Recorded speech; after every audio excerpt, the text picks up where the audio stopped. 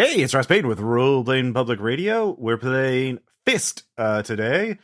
Freelance infantry strike team. That definitely a normal name. And I am not running this game. This is Thad is running the game, and it's called Knee Deep. Wait, what? Yeah. Oh, why didn't you? Oh, God. Okay, fine. Surprise, motherfuckers. Yeah. No, all right. We'll see how it turns out. I say, pretending that I didn't play in all of this. I tricked you. Anyway, yes, I am running this game, and our ad hoc cell of the freelance infantry strike team is these chuckleheads who can introduce themselves and their characters, I guess, in alphabetical order by the current Discord name. Hi, I'm Caleb, and I am going to play Cordyceps Climber, aka Cordy, and I'm very excited to learn Fist. And climb very high so it can be eaten by a giant bird that doesn't exist. And what are your powers, Caleb? I have the power of hypnosis and climber. So I have the ability to re-roll any dice, I think. Yeah. Which is pretty cool. And then I can also climb real good. So I am a DARPA experiment to use the Cordyceps virus fungus to make the perfect soldier.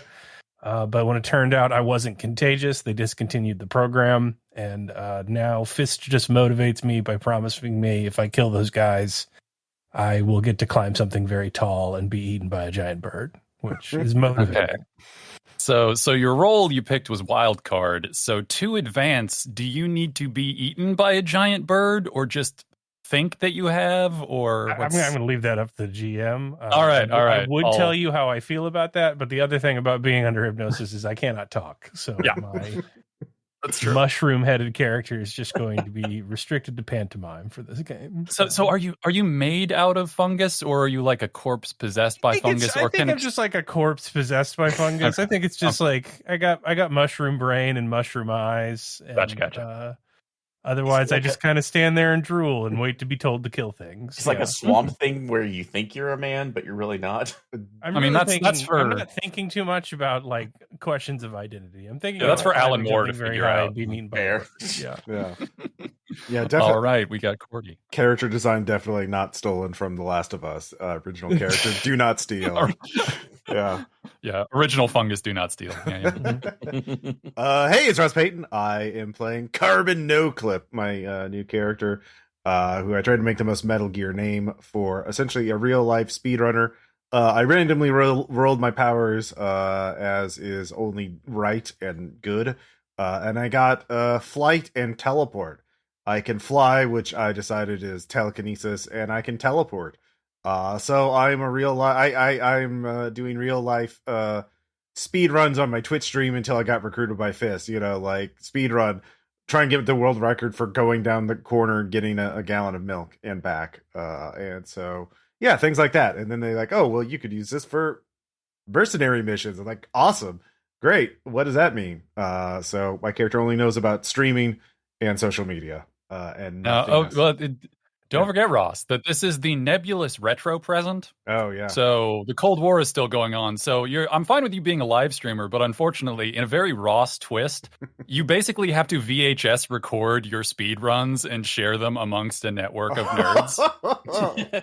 Okay. I also have a flare gun, so I'm feeling very great about Carbon NOCLIP. All right, next up. Oh, wait, I skipped because... Oh, no. Oh, yeah. I changed and altered. I took the old name from the previous game off and put the new name from the current game on. That's fair. Yeah. I keep not doing that. Even though our Mutants game is over, I should probably change my name in here. Anyway, Bendy, yes. Hi, everybody. I'm back. Your favorite contortionist / sharpshooter. I am looking for more Fist fun in more Fist places. This is going to be great. I love my new team. I don't know what happened to my old team, but I love my new team. Yeah. All righty.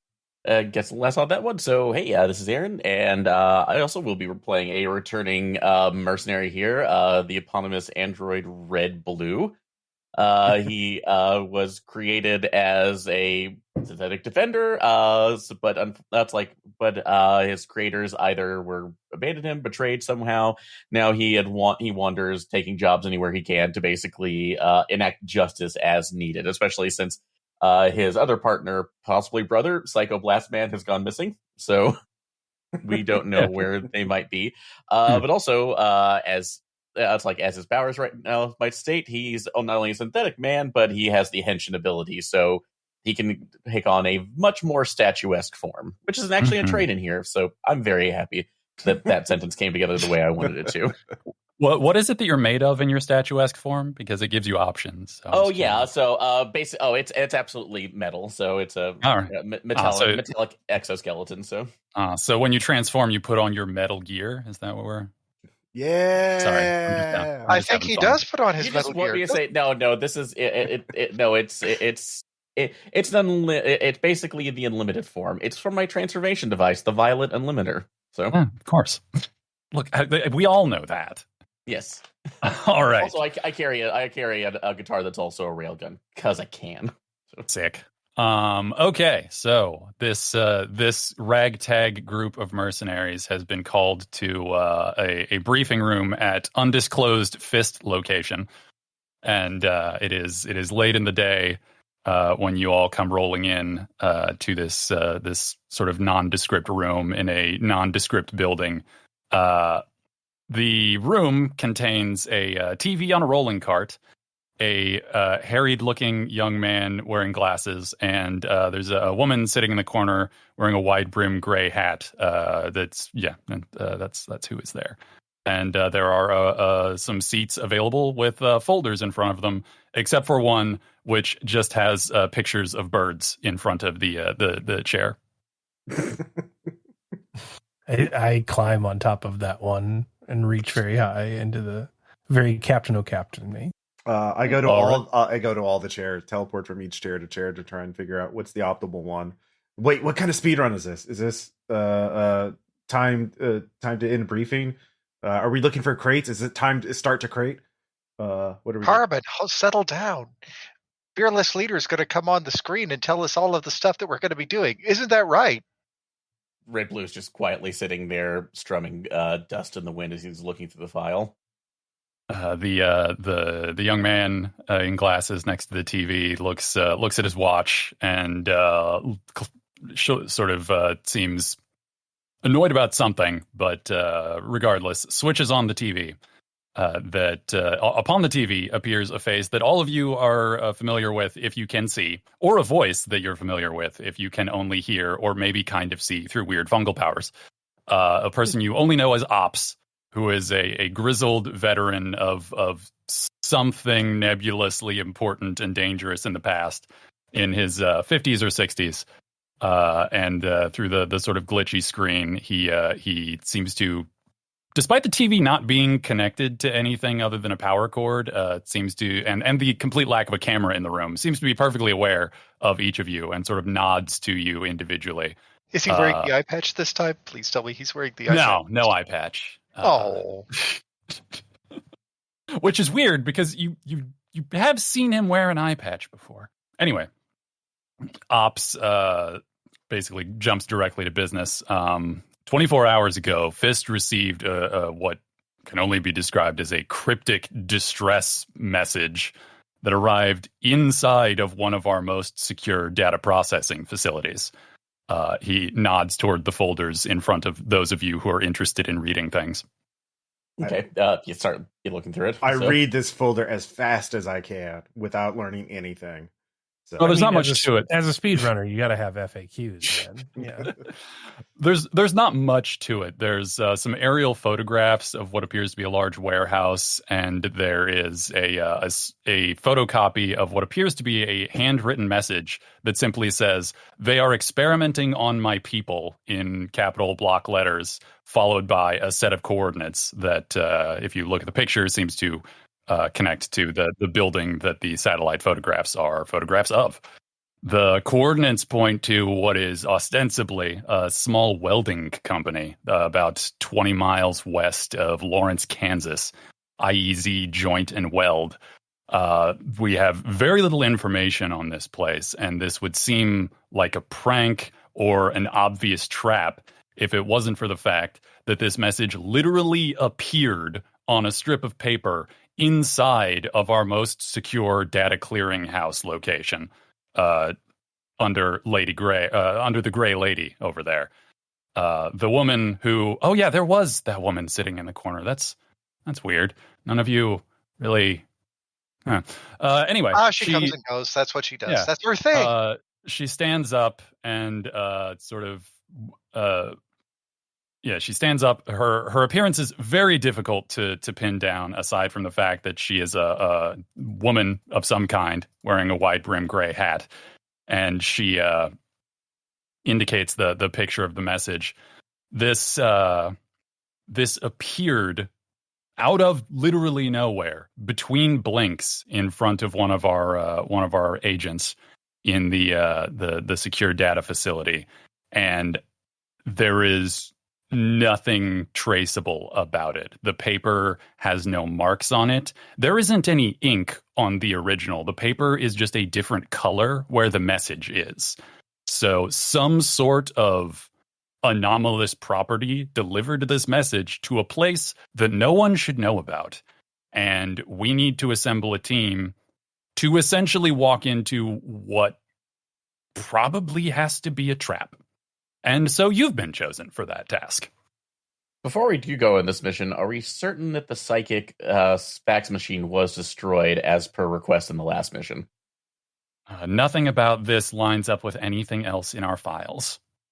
And trust me, we've been looking very hard, but breach of our top secret data facility has caused some other problems to come up. So while we are running down other leads, we need you to investigate this set of coordinates. And if it's a trap, you need to break that trap and find who screwed up my secure facility. Question. The TV guy nods at you. Is this an any percent or is this 100%? He blinks slowly. Looks at the guy in glasses who has been like fidgeting with the TV cart a little bit to move it from behind the Gray Lady. I think any percent. Any percent. Okay. 1, break trap. 2, find trap guy. Is that it? Whatever information you can find that will lead us to who and how this message was delivered to our facility. All right. Question. There's very little backup to be had at the moment because this is ops talking, because, well, our secure facility is being scrubbed and moved to another location while we also don't know how unsecure it is. So speed is of the essence, and also no backup is available. For follow-up question, is there a leaderboard or is this new? He looks at the nerd guy. It's new. I may be able to provide a translation. Sweet, it's new. Oh, dude, we get top number one no matter what. High five. I like how you have a translator in the room. It's like NATO. Yeah. I didn't know I was going to need that, but I am glad the tech support guy is there. Yeah, he's got like an earpiece on. It's like a kind of mustardy white yellow, like old electronics. Yeah. The phone cord coming out of his ear. Yeah. Yes, so we need you to be wheels up as soon as possible. This is a priority mission, and you all are who is available and who is going to get it done. Any other questions? Well, that kind of answers mine. I was going to ask, are we team awesome or are we team expendable? Because, Fist usually sends 2 fists in at once. And I just want to know, are we the right fist or are we the left? No operative in our organization is expendable, soldier. You're there to get the job done. Right. That makes us team. Never mind. Let's go. Woohoo! All right. Your information.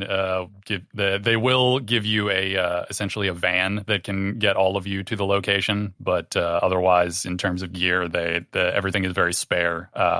It's sort of clear from the briefing that there's Yeah, there's a lot going on at Fist because of a very weird and inexplicable breach that doubled as an invitation to this weird place in Kansas. Yay! I'm already ready to go. I win. I'm top of the leaderboard for prepping for the mission, right? I have my flare gun. The tech support guy sort of nods vaguely as he's wheeling the TV out of the room. Hell yeah! I'm going to wait in the plane and twiddle my thumbs while I do some stretches. There's a plane? Oh, my character is heading straight for that. Weird question, at least. That's where the birds live, baby. That's right, Cordy. Do we still have a physical note that we came? That they just have a physical note that appeared. They gave you photocopies of the note, but the note itself is being analyzed by a team of Fist nerds. Okay. At least from what we can see from the picture, like tactical to roll to see if there's anything coming up that would seem weird. Yeah, go ahead. Okay. And that's just 2 dice right now, 1 for it and 1 for the skill. 2d6, yeah. 2d6, gotcha. All right. Yeah, that's let's see, that's a 1 and a 6. So I forgot. Do we add these up? It's been a while since I played. So add up the dice. Add the dice plus or minus whatever your skill is. Okay, so that will be 8. All right. I mean, from looking at the copy you have, you cannot tell if it was printed by a machine or handwritten. Like, you should be able to tell, especially since you have robot brain, but you can't. Like, even in the photocopy, it's odd. Like, you find it actually it's not in the same way, but it's sort of trying to figure it out slips off of your brain in a way not dissimilar from how looking at hey, yeah, that lady who is I guess she left too, huh? Again, that's what she does. She comes and goes. That won't be at least strange enough. Nothing else, but I guess it's breaking my perception of reality. At least like looking at an optical illusion, something that should be real, tangible, but isn't. Yeah, because you succeeded, you can tell. You should be able to tell something from this, but you can't even tell the most basic things about it. That ain't good. That's the robot brain no like. Going to do actual division problems until my logic circuits reset themselves. Okay, well, unless anyone has any other preparatory actions. While he's busy resetting, I'm just going to get the hand truck, put him on it, and just wheel him to the plane because, we know this drill. Oh. All right, yeah, there is a small private plane that they use to drop you off in an airfield near Lawrence, and from there you have a van and the coordinates and the satellite pictures that you got in the meeting and a map, and that is what you have. Okay, off we go. Mm-hmm. Who's driving? I am. So wait, are we driving or are we flying? Well, you flew to you flew to the city, and it's about 20 miles to the west of town. Okay. So we had an Uber or something else waiting for us that we immediately hijacked. So no, you have a van. They provided you a van and the flight to the area. Okay, so I will drive the van since I have the GPS location already in my head. So all right, the actual trip there is uneventful enough. It's you're not being chased, so we're not going to do a roll stick for to it. The top of the van, just in case. You could. I mean, someone will have to convince you not to if you're insistent on doing that. Yeah, I'm going to try and do that. All right. Well, I mean, it's on the luggage rack. Yeah. It is just getting dark, so maybe it'll be fine. But also, there is a weird sticky guy wanting to ride on top of your van. If we open a window, will that be a good enough compromise? I don't know how you expect him to respond to that. Like pantomiming.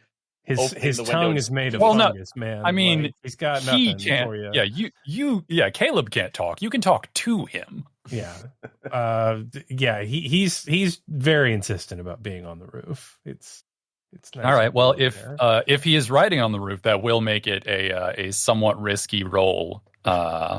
You could put a tarp over him, Can I do another tactical roll to see if I can chart a way into town where it will draw the least bit of suspicion? Yeah, certainly. All right, let's try this. Creative rooting. Wait, I can get a tarp. Timing. I can get a tarp real fast. Oh, this is not going to be good. 4. We're going straight down Main Street. Yeah, no, you're just like you're pretty sure that since it's dark and he's sort of clinging to the top of the van, the loading rack, you'll probably be fine. Yeah.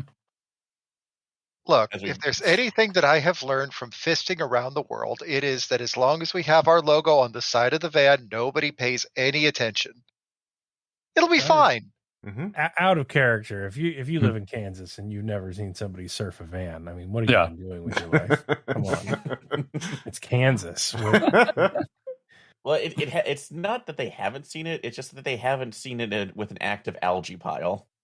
Well, whose fault is that? Certainly not mine. All right. So you are heading to the location. Mm-hmm. And yeah, in after a fairly short ride, you do pass a cop, because you rolled very bad in terms of luck. Oh, absolutely awful. And let's see.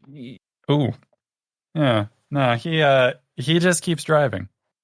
Okay, so you have lucked out, seemingly. Nothing to see here, officer. Oh, we got good so, RNG for this. This is good. This is good. We got good so RNG. as you are approaching the location, you have a few decisions that you're going to need to make tactically. Is where you're going to park and how you're going to approach. It's a fairly sparse area. You're rolling up basically the welding company, as far as you can tell from the aerial photographs, consists of a large fenced-in area containing a fairly big sort of warehouse-ish, some small, middle-sized warehouse building. And nearby, there's not much aside from some pasture land. There's a cemetery off to the west. It's on the north side of the road. There's a cemetery off to the west. There is like a road that leads back to a farmhouse on the right, but it's not extremely close to where you're going. And that's about what you can tell from overhead photos. Okay, so this is a new run, so we don't know the optimal thing. So we have to at least do it. Like, we can't fuck it up. So like, otherwise we don't get on leaderboard if we don't complete the mission. So like, we don't have to like. We just haven't figured out the tech for this run right yet. So we can take our time a little bit. We don't, but can't just waste time. So maybe we should split up and take different things and just figure out what's going on. And then like, do we have? Because this is a co-op mission too. Do we have radios or anything? Yeah, I'll say you can stay in radio contact with each other. Okay. I could take I can look around in the pastures and see what's going on there, see if there's anything clickable, or if it's just like, I could just fly over. Yeah, that's a good idea. We know that Cordy's going to go up high because that's what Cordy does. Uh-huh. Although, of course, it occurs to you that while Cordy can hear you over the radio, you cannot in any way get information from Cordy via the radio. Wait, Cordy, can you like hit the button and like for like once for yes and twice for no, like geek like that? Yeah, sure. Okay. How well does Cordy know Morse code? As well as the plot requires him to. Well, Cordy has a creative of -2, so Yeah. Fair. Okay. So once for yes, twice for no. Well, I guess creative wouldn't really be it. It's a knowledge skill, so it would be tactical. So I think that's a 0. So maybe. Yeah, just don't ask me to like give a speech. Yeah, the project was canceled for a reason. There's some limitations that they ran up against. I thought certain funguses were able to have quantum entanglement as communication. Is this not the same thing with you? That would be a 1 beep. Cordy, are you going to squelch yes or no on the radio for that one? Yes. Yeah. 1 beep. Yeah. Oh, then I just need to figure out a way to literally integrate a spore receiver into my cerebral matrix. Well, I don't know. Yeah, I don't know if you have cerebral matrix toolkit with you today. Anyway. But, Okay, so if Cordy and I go up high, we can try to enter through the upper vent and shimmy our way in TV dinner style. Well, as you're still out. do. Yeah, so you're starting outside the area. But if that is your plan of egress, that can work. One of the things, ingress. Yeah. Although it will also be egress later too. I mean, one of the things that you do notice as you look around the area is there is a guard post outside of the perimeter of the fence area. The fence you actually can't see through. It's a chain link fence with like barbed wire at the top, but it also has sheet metal put up along the inside of the fencing to prevent people from seeing inside the fence for some reason. And the guard post is on the outside. There's a little light on, and if you roll, I'll tell you if you see anything else. Anyone keeping a lookout? Okay. Unless anybody else wants to roll, I can do another tactical. So. Why don't you give us? I'll give it a shot. Don't worry, guys. What is it? 2d6. Yeah. 2d6 plus any bonuses or. I'm in the crow's nest. I'm on the lookout. So, I got an 8 without adding anything. Okay, you see there is a dude sitting in the guard shack, and with an 8, one of the things that you notice is there are you see at least 2 cameras. One is just above the guard shack, pointed off sort of into the dark. Doesn't really seem well placed. From the direction you would have to approach the guard shack, or not? Not really. It's just kind of up there, like looking out. You see 2. There's one at each of the south corners that you can see of the perimeter fence, but both are just pointing out kind of away. As far as you can tell, there is no camera covering the drive up to the vehicle entrance of the fence. Okay, I can bluff past the guards. Okay, yeah. And once we get inside the fence, then we just spread out. Okay, I mean, I can fly over, but I can't really take anybody with me. So that sounds good. Well, actually, I'll just go ahead. I'll fly above the guard shack, and so if you can't bluff your way through, I can ambush them. So. Is it a guard shack or a guard tower? Oh yeah, it's a shack. It is ground level, just a little outbuilding. Probably it does not appear to even be insulated. There's a little box that we can see. Yeah, there's there appear to be there's one at each corner of the exterior fence, both pointing outward. But there's a way to approach the compound without being on camera for some. Yeah, actually, if you strolled up to the main gate, no camera would see you, as far as you can tell. Which, and we could immediately take them out if needed. So, okay, so I'll fly above the van as they approach, and just sort of, if anything happens, I'll drop down. All right, you hear my fingers and jealousy because he is higher than me. It's infuriating. You hear like a radio playing in the guard shack. Not much else. Okay. So I'm just going to walk right up to the guards. I'm going to flash my fist ID and just say, Federal Inspection Site Team, we're here to just take a look at the place. Just let me in. All right. You going to give me a creative on that one? Yes, I will. That is a 9. All right. So a 9, that's partial success, right? Yeah. He seems sort of very surprised that anyone is here. Immediately switches off the radio. He was listening to like baseball or something. And he immediately starts scrambling for paperwork. And he's like, this is routine.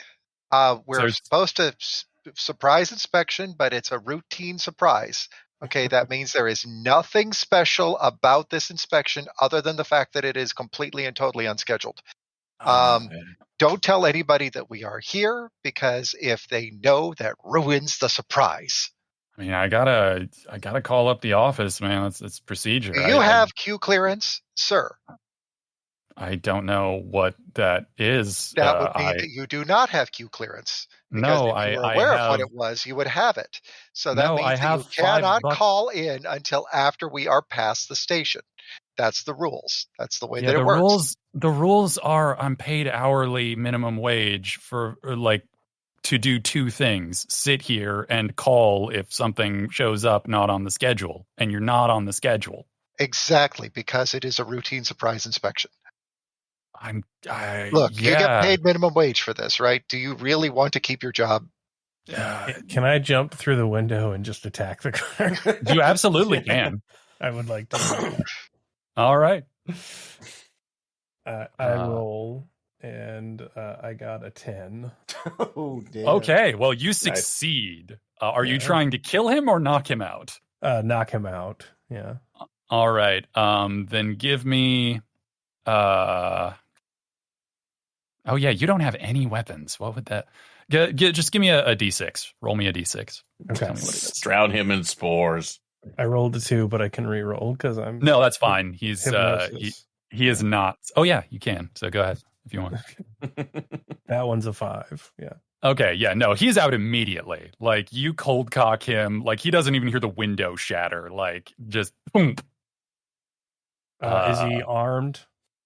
He does have a like not on him because he appears to have like either not regularly wear his belt unless he's maybe out on rounds or something. But there is a pistol, like just a 1d6 automatic pistol, semi-automatic pistol in a belt holster by the door.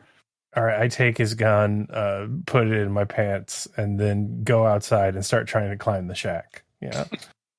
You succeeded that If no one without. stops me, I will summit the shack. It was my ultimate objective.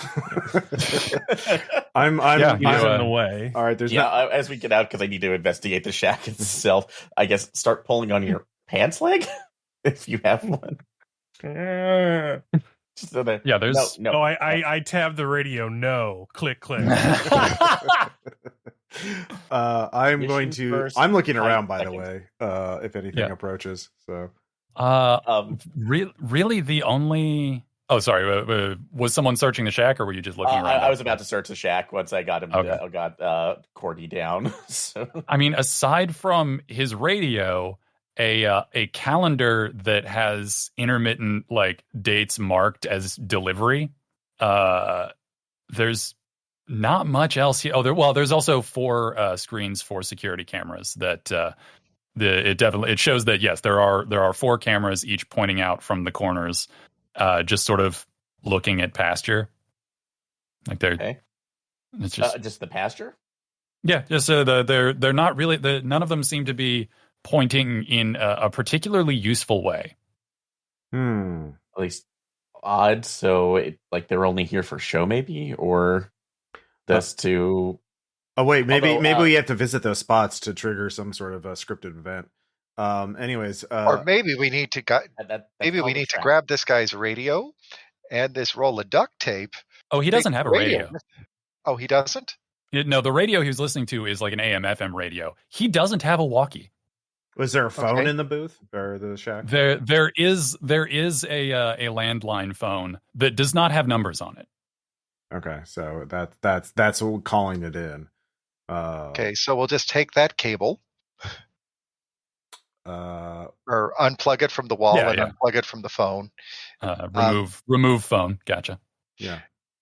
Also, with we're just gonna tie that guy down underneath his desk chair. Just use that phone cord to tie his hands together and just look. Yeah, you do so fairly easily. I know he's out cold right now, but eventually he's going to wake up, and when he does, we don't want him to have the ability to call this in. Okay. So with the monitoring stations right now, is it connected to any kind of computer, or is it just basically just monitors to No, this shack has enough power to keep the cameras, the camera screens on. His radio is battery powered, and there's like one light bulb in there. It is bare sparse. bones? Yeah. So Yeah. Okay.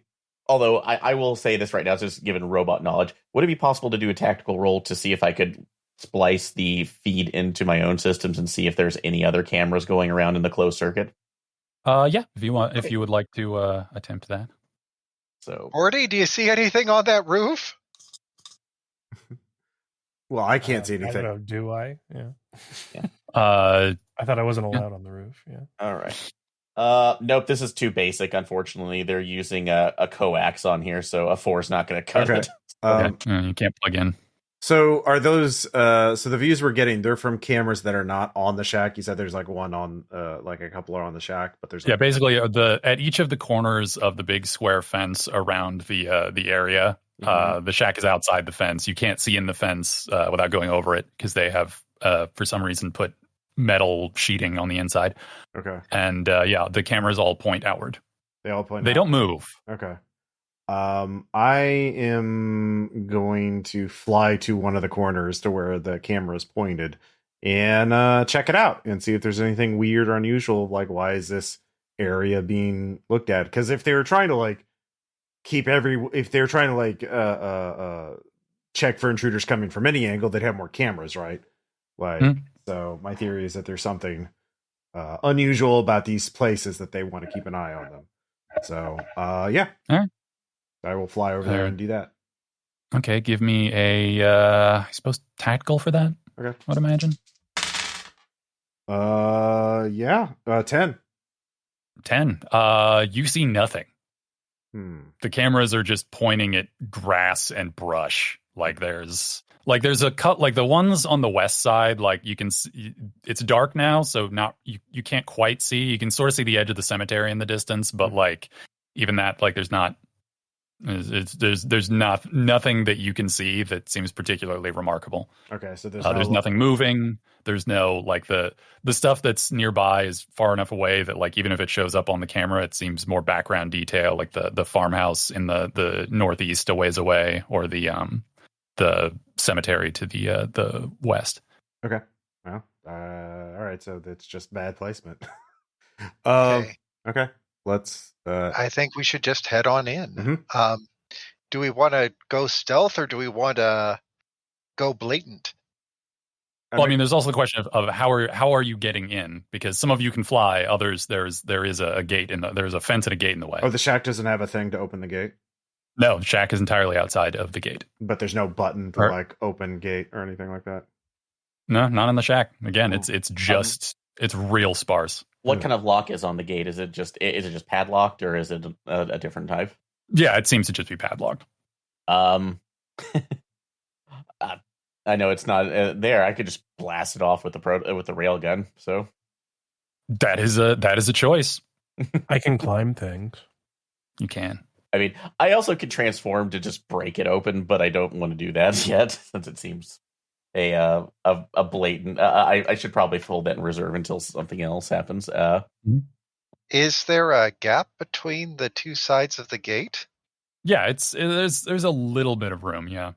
Okay, so I think we should all just get through with using our special fisty powers. The two that can go over, which would be, our flyer and our climber, will just scale the fence. I'll go through the fence because there's a gap in it. Any of you can scale the fence. There is barbed wire at the top, so anyone who doesn't have like a unique way of getting over it will have to roll a reflexive to prevent hurting themselves. Yeah. And actually, I can also do it. One more tactical roll to see if I can just lockpick it. Yeah. All right. So, thankfully, my creators actually programmed that and gave me. Well, let's just go with Inspector Gadget features. Well, no one seems to be aware of you, so you do have plenty of time. All right. Yeah. Yeah. If I can just put a hand through, I slips. So just whoop. That's better. All right. That will be 9. 9? Okay, so it's not you don't pick it, but you do break the lock open. So, you're not going to be able to like lock it behind you to make it look like no one came through here, but you can get in. Just out of sheer frustration, finally looked. Oh, master lock. Unsurprising. Yeah, it's not really super expensive.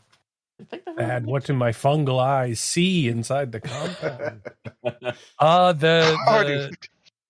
I mean, inside of the fence is pretty much bare up to the warehouse building, which is about 3-4 stories tall, like if it had floors. But it seems like a basically a huge barn or a small warehouse, as far as you can tell from the outside. On your end, sort of in line with the gate entrance, there is a loading dock, sort of garage door entrance, a couple of big ones there. And then there is a small walk-through door you can see on the sort of southeast corner facing you. And up top there are sort of some vents and like things along the upper edge, but there do not seem to be any windows that you can see. All right. Well, I point at the roof and just tab the radio. Yes. Yes. Yes. Yeah. All right. I am going. That's my plan. Yeah. That's my contribution. You cover that. I will. I'll fly over the cemetery and get a closer look. That's near the warehouse, right? Yeah, it's just off to the west a little ways. Yeah. Like I said, you could see sort of the edge of it on the from where the security camera was, but since it's nighttime, it's it's not that. Yeah. It's not a full. If it was a full moon, you would see it pretty easily from the place, but otherwise, it's a sort of rural cemetery off the highway. Okay, so doesn't look like it's been used or anything like that, or like it's all dusty and old. No. Yeah, from up in the air, you see the cemetery, you see the highway that you came in on runs east-west. You see some lights in the distance from like a crossroad for the sort of town that this is attached to. But otherwise, not a lot going on. Okay. You see you see vehicles on the highway in the far distance, but yeah. Okay, I'll join Cordy on the roof.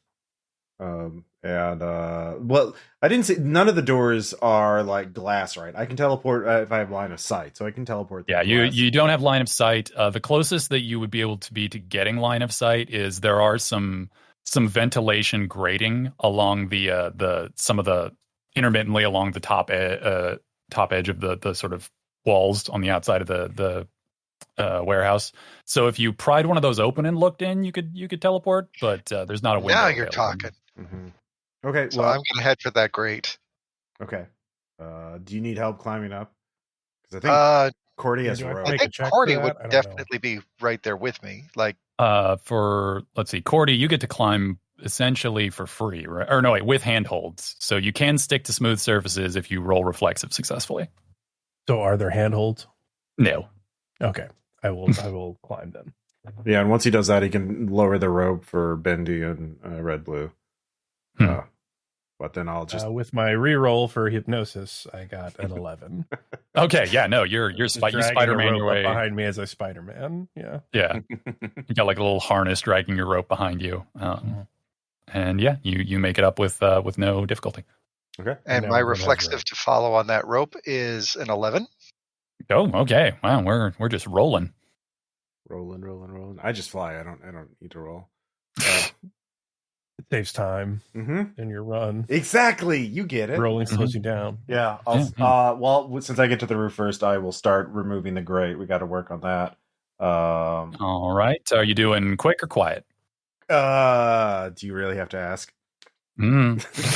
Quick, of course. Because stealth is an option. Okay, give me a forceful then. All right. That is not successful. That is a 5. Okay, you attempt to pry it open, and the little pry tool will just say you're using like a pocket knife screwdriver. It slips out of your hands and it falls. Damn. Okay. New approach. Shit. This is obviously it's a co-op mission. We have to get the co-op people to help out. All right.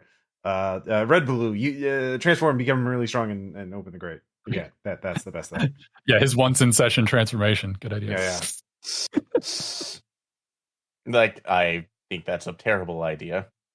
Well, we got to get this grate open soon. We're burning time here. It's obviously the next way, the way to progress. Looking at the grate itself too. How is it just bolted in? Yeah, it's just screwed into place. Screwed into place. Tactical to see if I can get it open without quietly. So. All right. Yeah, if you're going for quiet. Yeah. So. Screwdriver hands. See, not everything needs that. But what happens when you run out of vodka? All right. That's going to be a 6. Okay, so you get it open, actually, especially since The last No crew clip. just squeals. Well, since NOCLIP had already started it a bit, but it definitely it makes a noise as it pops open. You can roll a reflexive to keep the grate from falling in and hitting the ground. You've already made a little bit of noise. Say if you roll and succeed reflexive, you can prevent making a lot of noise. Can I make that reflexive roll for him? Are you up there? Yes. Oh, then yes. Because I've got a pretty good reflexive, I think. That is a 10. Okay, yeah. No, you catch it just as it slips out of Red Blue's hands, and you now have a great job. Nice. Anyone who's up at the window, or not, I guess the now sort of window, can see inside. It's sort of dimly lit. It's got those kind of like buzzing helium lights that old gymnasiums tend to have. And inside, you see a few things. Very empty. There's no multiple floors. There's nothing much going on in here. It's a big, generally hollow space. In the middle, there's what appears to be a concrete bunker about half as tall as the inside of the space, and also bunch of dudes around with rifles. No one appears to have seen you yet. They're apparently like not the noise of the original quieter noise was not enough to grab anyone's attention, but you do see about 6 guys wearing sort of dark uniforms, helmets with face guards. You cannot see anyone's faces, and all of them have rifles. What are they like set up in a circle around the bunker to guard it, like with their backs to the bunker, or like what are they doing? Yeah, they're all sort of facing away from the bunker, and largely standing still. Oh, okay. Do I see any movement at all, or are they like statue still? No, they're not statue still.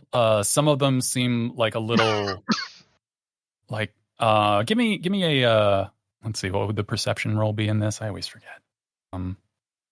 Give me either a creative or a tactical. Tactical, because I have +1. That is a 8. A couple of these guys seem real tired.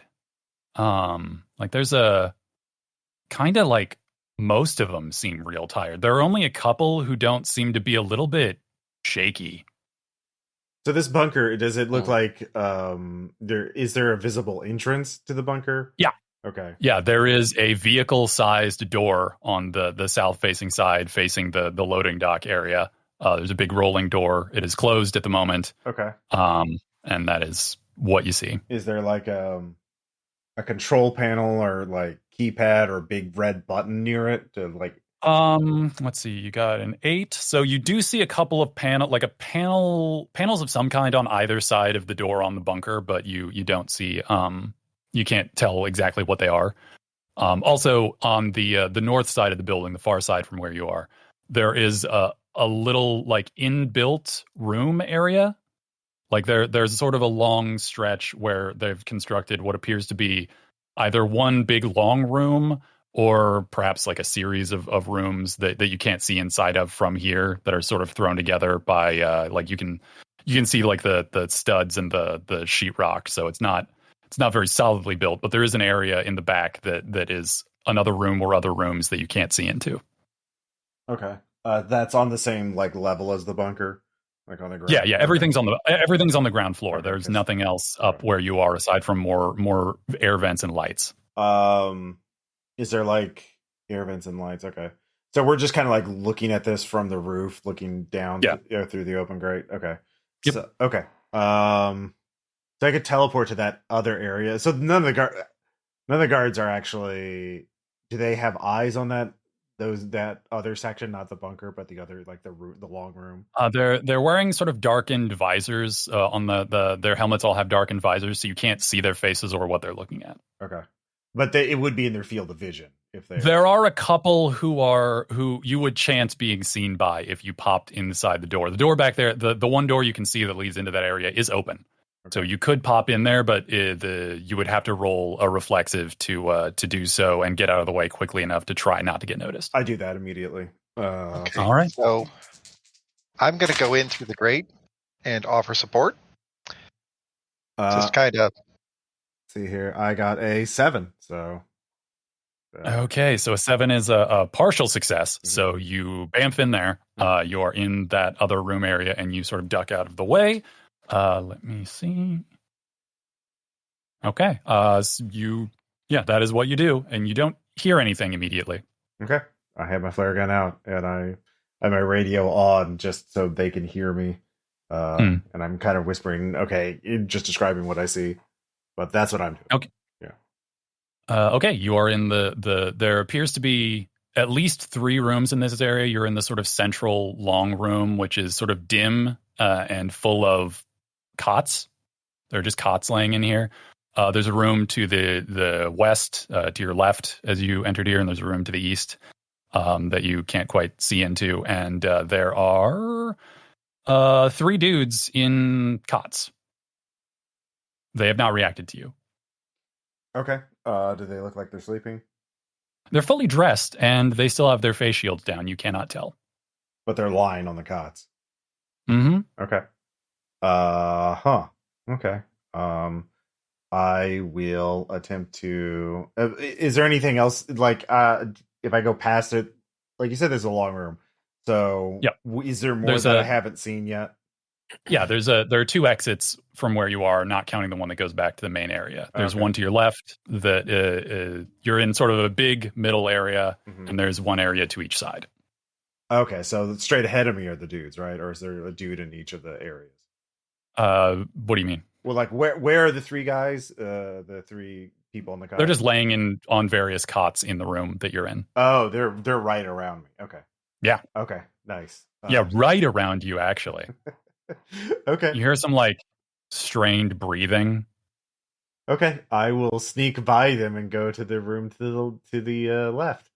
To the left? Okay. Yeah. It's not locked. Okay. It's a supply room. There are boxes of seems like MREs mostly. Also some adult diapers for some reason. And ammunition. Okay.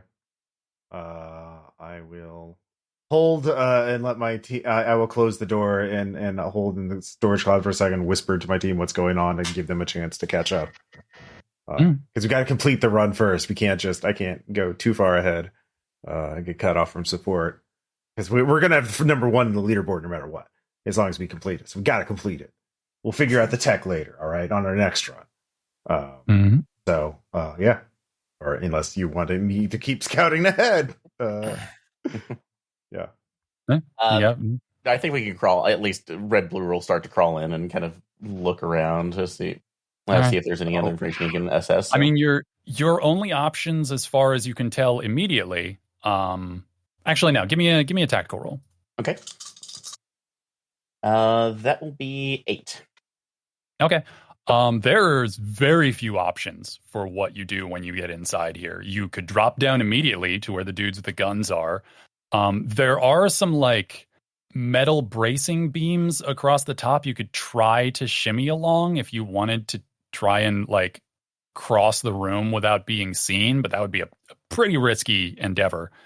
Or if you're someone who can fly, but that guy already went through. Or if you can stick to walls, you could try and climb just on the ceiling if you don't want to be seen by anyone. But that's what you see. Actually, is it a possibility that that's like that Cordy could lower me to the floor quietly and then come down? If he lowers you to the floor, there are at least 2 guys who will see you immediately. Will they? Okay. Cordy can solve this if you tell him there's a bird down there. I mean, we could double team this on there and basically just Well, I'll assume that the briefing packet did Sorry, I was going to say, we'll assume the briefing packet did include something about the bird motivation of Cordy, just to smooth things over. It's with like his a team. Political compass. Like one vector is height, and then the other vector is presence of bird. And, it's like I'm a centrist. I'll go either way. Yeah, it's the plane right now. It's like Cordy. 2 shoe bills down there. Okay. All right, I attach my rope to a rafter and wrap it around my waist. And then I would like to climb directly over the bunker. Okay.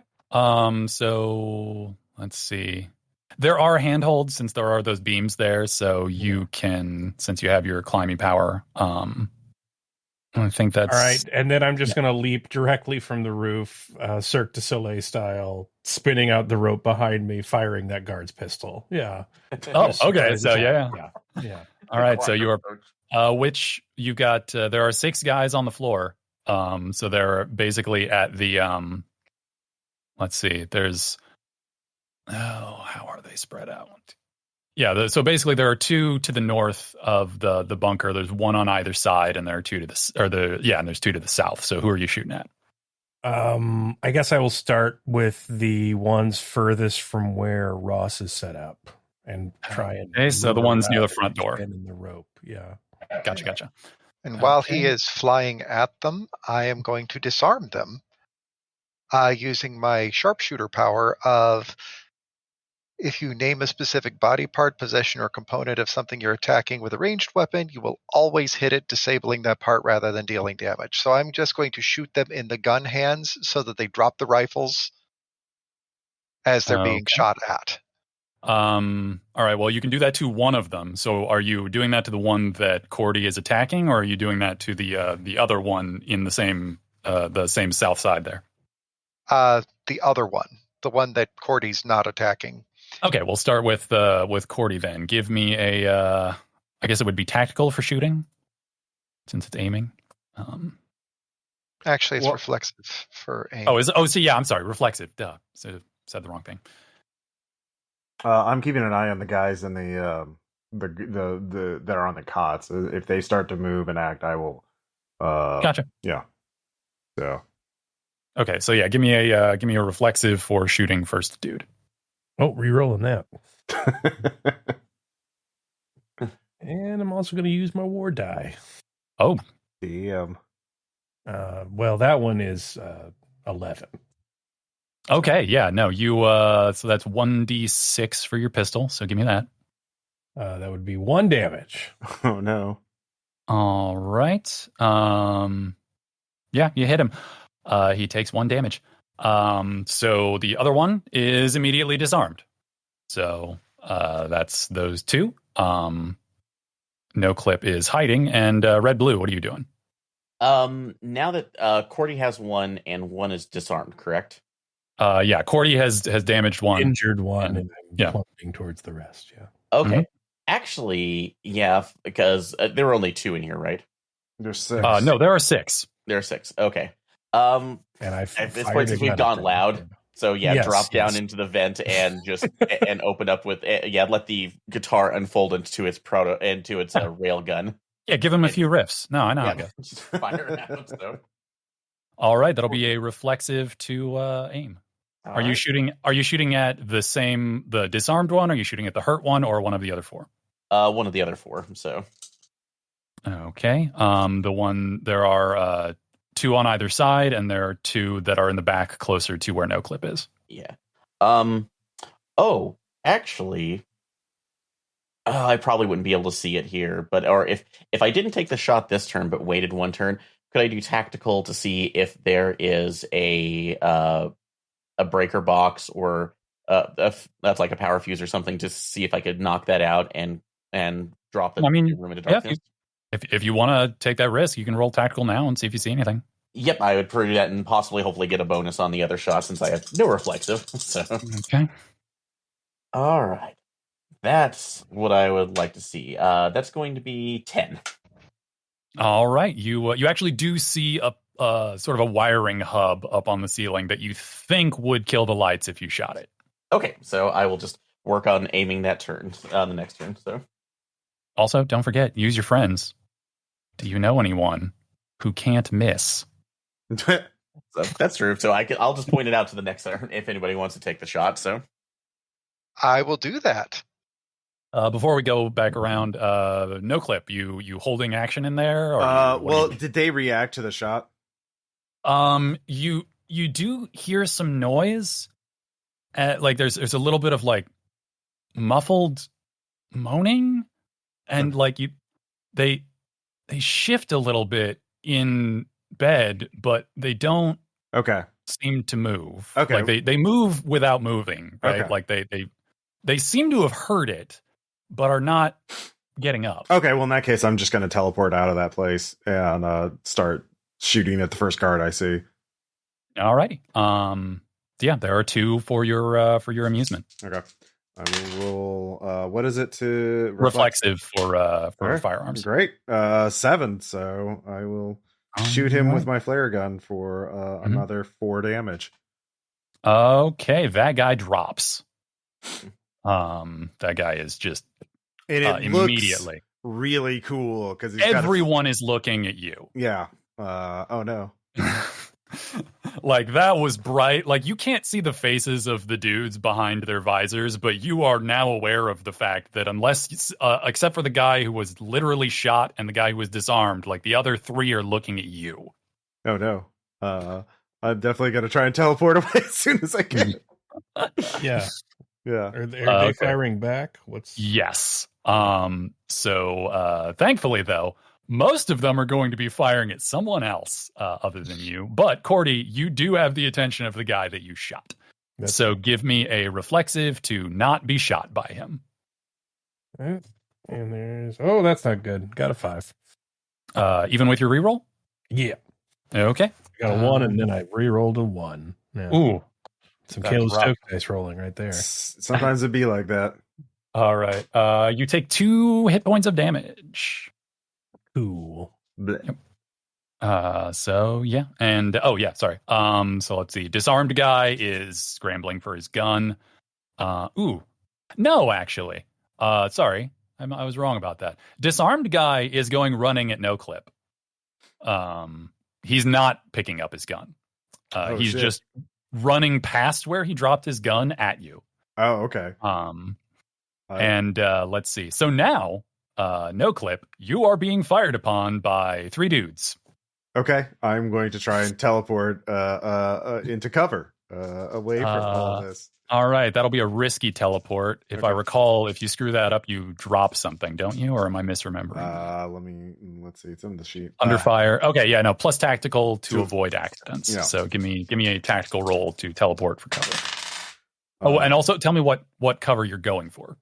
Let's see. I will go back up to the vent, and they won't be expecting that. Okay. What's your tac roll? 8 actually. Yeah. 8. Okay. Yeah. No, you bamf up there. They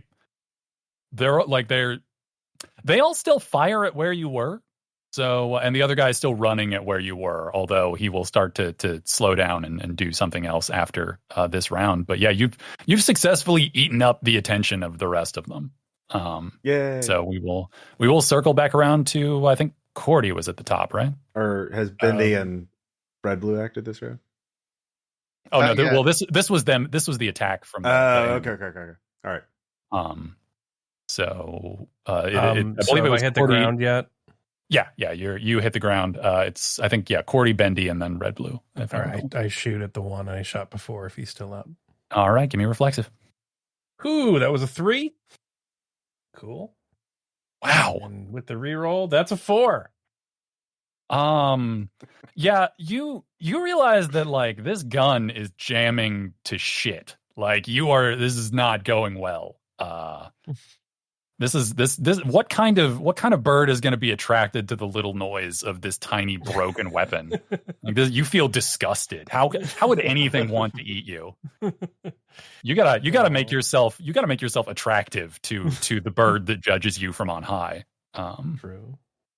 So that's what happens to you, Bendy. What are you doing?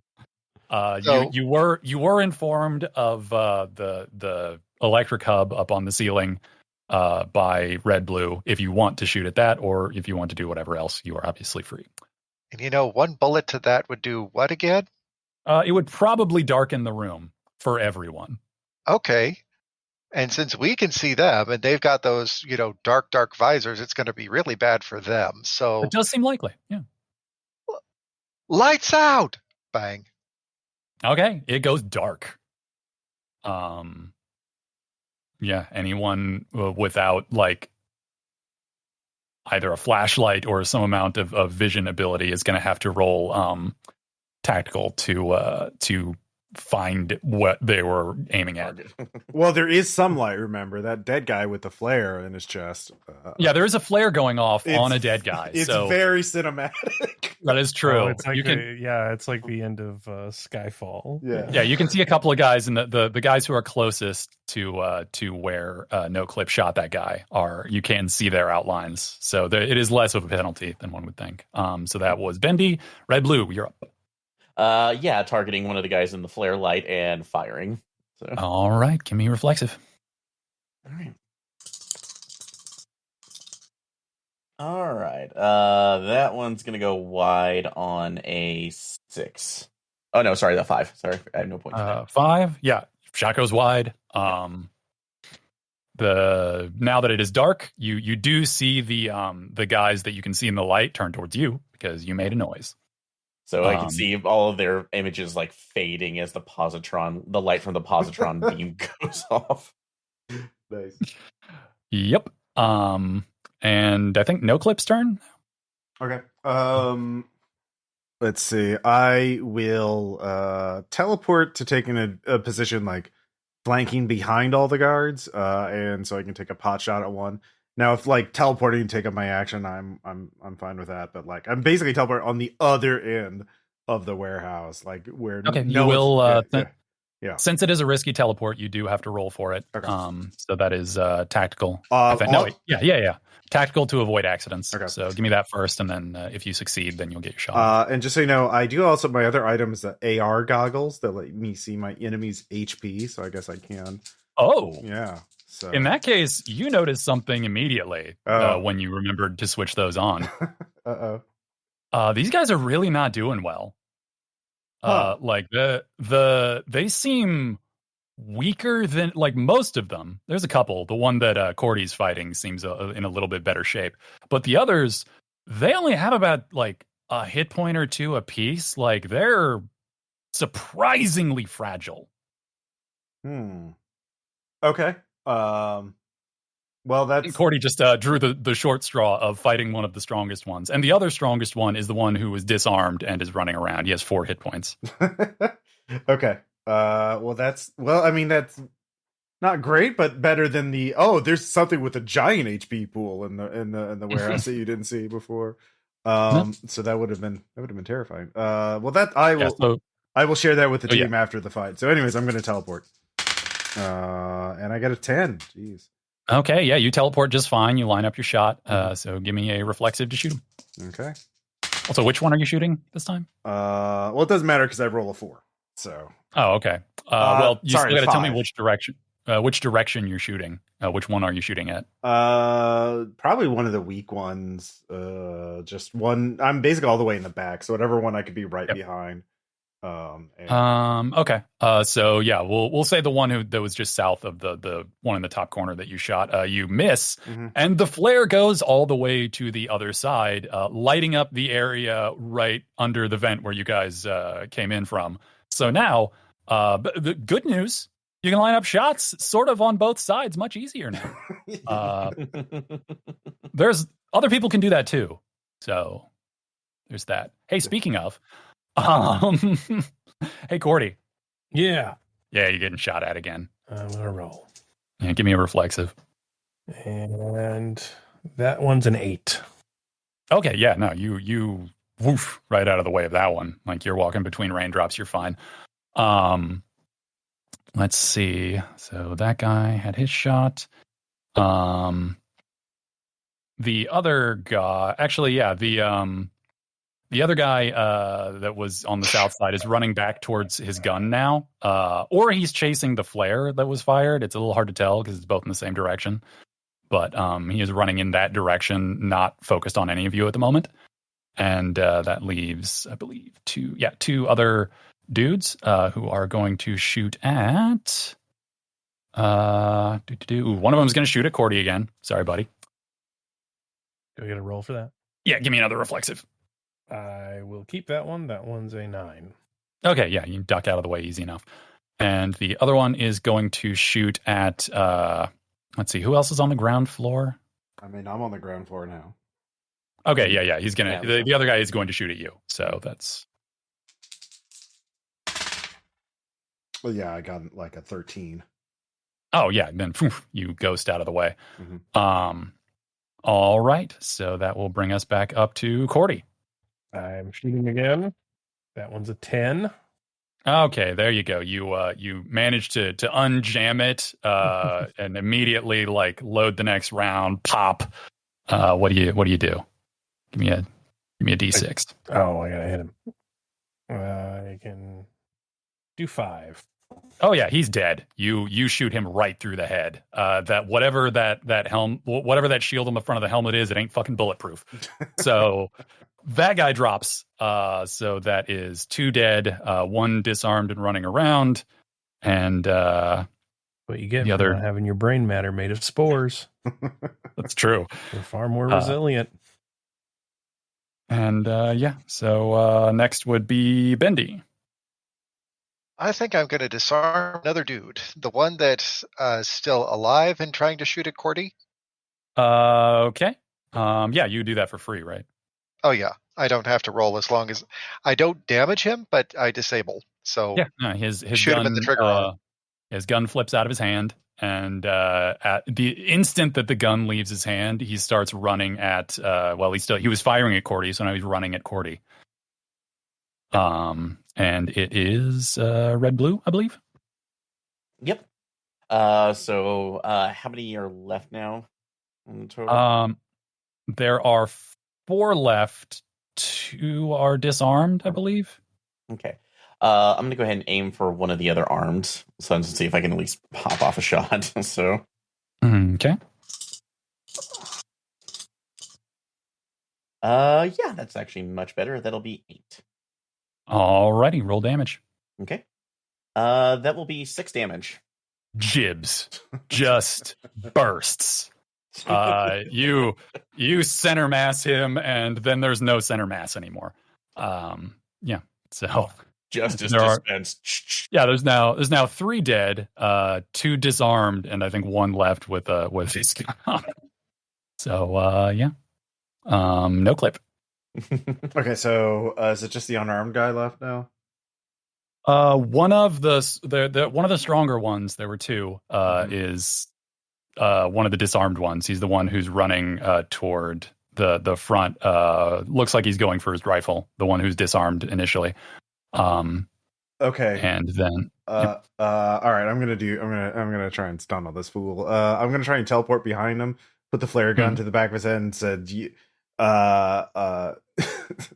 surrender, or it's gonna be nothing personal, kid. So yeah. I'm gonna try and get him to surrender so we can ask him questions. And I get a 7. All right, you teleport there easily. He does not respond to your speech at all. Okay, then can I just shoot him? Yeah, okay. You can shoot him. All right. Yeah, that's another 11. So yeah, okay. Give me damage. That is 5. Yeah, he's dead. You tunnel his head with a flare. Yeah. Little bright right next to your head, but you got eye protection. You're fine. So there is, I believe, 1 disarmed one left and 1 armed one left, I think. Sorry, I sketched my notes a little rough there for a minute, so I might have lost someone. But yeah, okay, so there's 1 that is running for his... actually, no, yeah, the disarmed one that is running towards Cordy, who will not reach him yet. And another one that is going to shoot NOCLIP because he keeps shooting flares, drawing massive attention to himself. So Cordy, he doesn't reach you this round, so you're fine. There's just a dude running full bore at you. Mm-hmm. And the other one is going to take a shot at NOCLIP. So give me a reflexive. That is a 6, unfortunately. Okay, so you take 2 damage. Yeah. Damn, there goes my no damage run. Yeah. What are they going to say about you on the BBSs? Look, we're still researching the tech. All right, this is a new run. Okay. All right, we're back to the top. Cordy, you are up. You freshly bathed in the blood of your enemies, which is sure to attract premium bird. Yes. Do rifles do better damage? I don't know how that works in the system. Looking at the sniper rifle, it is 1d6 plus 2 versus the pistol, which is 1d6. I will say there is a revolver, which is 1d6 plus 1. I will say there is a possibility that it will, but you have to pick up the weapon to yeah, that's what I was saying, if it was like worth it or not. But yeah, I'll pick up the rifle, then that'll be my turn. Okay. Wow, this rifle is completely not maintained. No wonder these guys are in rough shape. It's becoming clearer and clearer that there is something wrong with this place and these people. But yeah, this gun is bad. It is worse than your pistol. Oh man. I'm minimum wage guy. I'm so judgy about gun maintenance ever since. The minimum wage guy outside has his fucking 9mm is in far better condition than this rifle. Like this is some not maintained remaindered shit. All right. I guess. Yeah. Well, that was my turn, right? Yeah. I was going to ask. Yeah.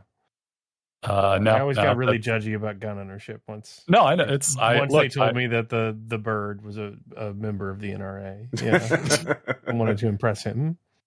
Yeah, the bird would not even laugh. It would not be worth derision. How poorly this gun has been maintained. All right, National Raptors Association.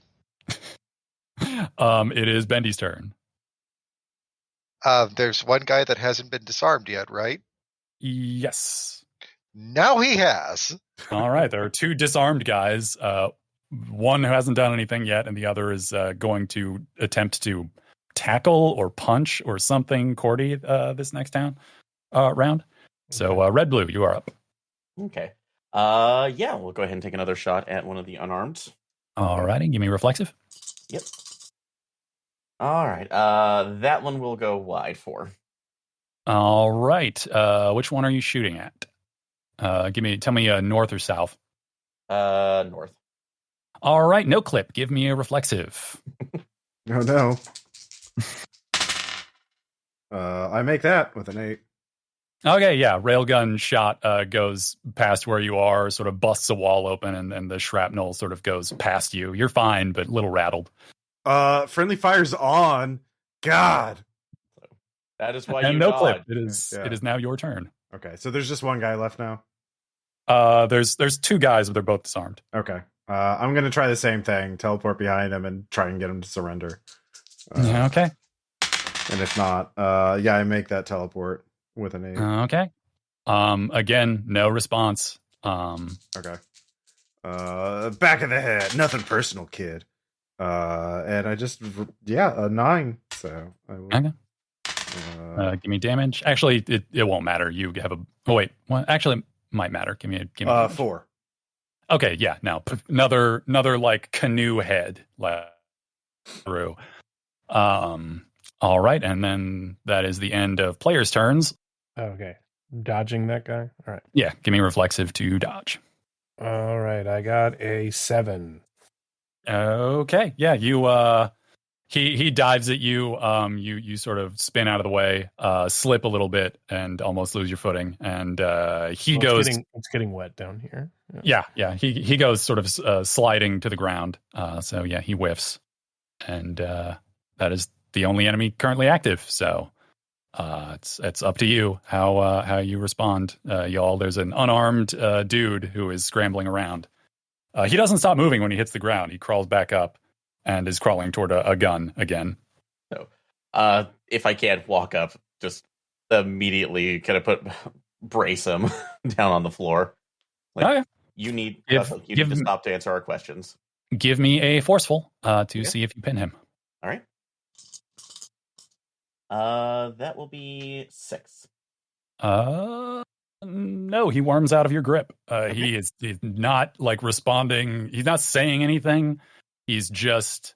You actually do hear a little bit of muffled like grunting, and he worms out of your grip and is crawling toward the nearest, toward the rifle that Cordy dropped.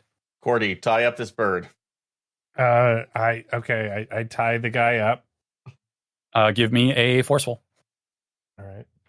I get a 9. Okay, yeah, no, you managed to subdue him and tie him up in your rope. I then take his helmet off. Okay, there's a dude. He's sort of looking around manically, and there is a ball gag in his mouth. Okay. I take that off and then start trying to rub my head into his mouth because I was told he was a bird. So, yeah. Well, around Cordy's weird head, you do hear him repeatedly saying, "Can't say, can't say," and that's all. That's all he says, but over and over. I teleport behind. Like, Cordy, that's too big to be a parrot. He's talking, so it's not a bird. I make a flappy motion with my arms and then, double click no on my radio. Okay, I'm gonna teleport back to that long room and start checking the rest of that place out. Because I'm my theory is whatever is here is weakening these people over time, and those guards in there are too weak to actually stand up and fight anyway. So, are you checking their? Just checking the guys that are laying down? Yeah. With the yes. Those dudes are exhausted, like to the point of like the edge of human survival. Like the reason they are not getting up is that they can't. You can see them trying to. If you've ever seen someone in elementary school just fail at doing sit-ups, like that's sort of the way that they're like trying to sit up or move to reach a weapon, and they're just tapped. They are, of course, all still wearing helmets, and all of them are gagged. Okay, I ungag one and be like, "Look, I'll get you water and food." Can't say. Can't say what? Can't say. I grab a water bottle from the storage room and like pour some down his throat. Okay. He does not appear to be swallowing that. You are going to drown him. Okay, I make him. I roll him over on the side so he can. I was like, the water drains out of his mouth. That's he doesn't have the strength to do anything other than be moved. Okay. I'm gonna while he's doing that, or at least talking to him. Can I go to one of the other ones who was unconscious or that we've knocked out and start looking through their tactical vest to see if they have anything else written in there, or if it's just gear? Well, I mean, everyone is dead except for the ones that are laying in that are exhausted in the room, and the one that you have tied up. So there are 4. Yeah, I'll look at the other ones in the beds and see if there's anything in this jacket or. Their gear, there's nothing in anyone's pockets. Their clothes are in very rough shape. One of the things that you notice as you're searching them is that they are all of them wearing adult diapers, and they are they don't have anything except the clothes on their backs, the diapers, which are in various states of full, and the weapons that they are either carrying or that are laying next to their beds. Could this possibly be a result of programming that, like, literally they were brainwashed into being these defenders, and that's like repeating this rote statement? Can't say. I have thoughts on that, but I couldn't say. Boo. Let's see what else there is to be found in here. Aside from these guys, there's that pile of. Well, there's a couple of boxes of adult diapers over there. I think we know where they are going. Yeah, the storage room that NOCLIP looked in before has those diapers, a bunch of MREs, and ammunition. And then there's the other room that he hasn't gone in yet. Yeah, I'm going to go. Let's take a look at that other room now. Yep. Well, if we want to, I'm really glad I don't have a sense of self, or otherwise I'd be morally disturbed by what we just did. But if you're checking the other room, it is a latrine in the barest terms of that. There is a hole dug into the northeast corner, into the dirt, that is slowly being filled with used adult diapers. And there is a bucket and a hose, and also just a pile of gross uniforms and a small box full of unused uniforms. And that is what is in there. Okay. Ew. Well, if we can get into the unused uniforms, maybe that could be. I'm not touching or in this those. case, used. I'm not touching that. That's gross. Well, in terms, if we look and smell like them, we may be able to pass. That's like pass without being noticed. I don't care. I'm not doing that. I'm gonna look. Well, wasn't there a third room in this long section? Like there was. No, there's the barracks room, there's the storage room, and there's the latrine. Okay. You have been everywhere aside Except from that big bunker in the middle. Yeah, the that big they sealed were up guarding. bunker in the middle. Yeah, Okay. we should probably check that out. Yeah. Search the guard. Did we search all the guards for like key cards or like things like that? Yeah. Yeah. Give me a what would a search be? I guess creative, maybe, or 8. Yeah. Now you find a lot of guns in the same condition of disrepair as the one that Cordy picked up, and they're not armored. Their helmets are just to put like a visor in front of their face. Like they have nothing. Does anything display on that visor? No, it's just a smoked glass. Keep the face from being seen. I climb atop the bunker. You are the lord of the bunker. Yay. All right, I'm going to mess with the control panel, and so I'm trying to open up the bunker. Alrighty. There are 2 control panels. They have the kind of button that has a keyhole in it on both of them, on either side. You have, so far as any of you have found, there are no keys here. Okay, so we wait. How many? There's 2 keyholes. Yeah. Okay, so we need 2 keys, and they're not here. Okay. If anyone wants to give me a tactical or a creative, on those. I'll give it tactical. Okay. I'll give a creative. 7 for tactical. Okay, 7. What did you get, Bendy? I got a 10. Oh, okay. Between the two of you, the thing that you realize is that this is stupid. Like this, there wouldn't need to be 2 key and button things for this. It's like it was designed by someone who just thought that having 2 keys was like more secure in like a performative way or something. Like it's, the other thing you realize is that this is a very cheap setup. Like this is not an armored door. We could force our way through this pretty easily if we wanted to. Yeah. I'm just going to shoot the locks out. Just bang, bang. All right, we can open the door now. Yeah, give me a Sharpshooter. Oh yeah, you can. Okay, yeah. You blast the sort of hinge locks on that, and the door can be opened. Yeah. It's a little heavy, so you do have to shove it up because it's a big garage door. Okay. Yeah, as soon as the doors open, I scan it with my AR goggles, make sure there's nothing that has a big HP pool. No, there's a big sort of platform with railing around it and a little terminal with a down arrow and an up arrow. Is it at an angle? Is this like an Akira funicular, or is this straight down? Can't say. Shit! Everyone get on the elevator. We got to we got to get the next zone loading. But we can't. They won't load until we're all at the exit. Right. Let's go in. Because you don't have object permanence doesn't mean that places don't exist until we actually go in there. No, you just got to understand the memory. The system can only hold so much RAM. All right, we can't load multiple zones. This is an open world. God, we're on a mission, Aaron. I mean, sorry, red blue. Nice. So yeah. So there's, and also Cordy, there's probably a lot of birds down here. Really? Yeah, probably. Yes. Word on the street is I go into Wait. yeah. Ross, are you looking saying for the subterranean birds? Yeah. Ross, are you saying that bird is the word on the street? Yes, I am. All right. We all jump on the platform, and I hit the down button. Okay, blackness. It is dark immediately in a way that is hard to describe.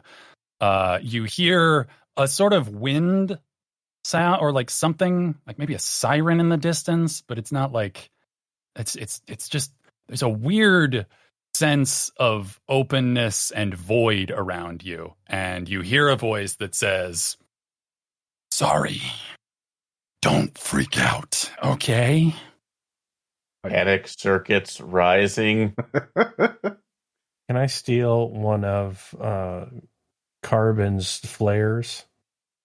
I mean, I suppose you could try. The voice is coming from behind you.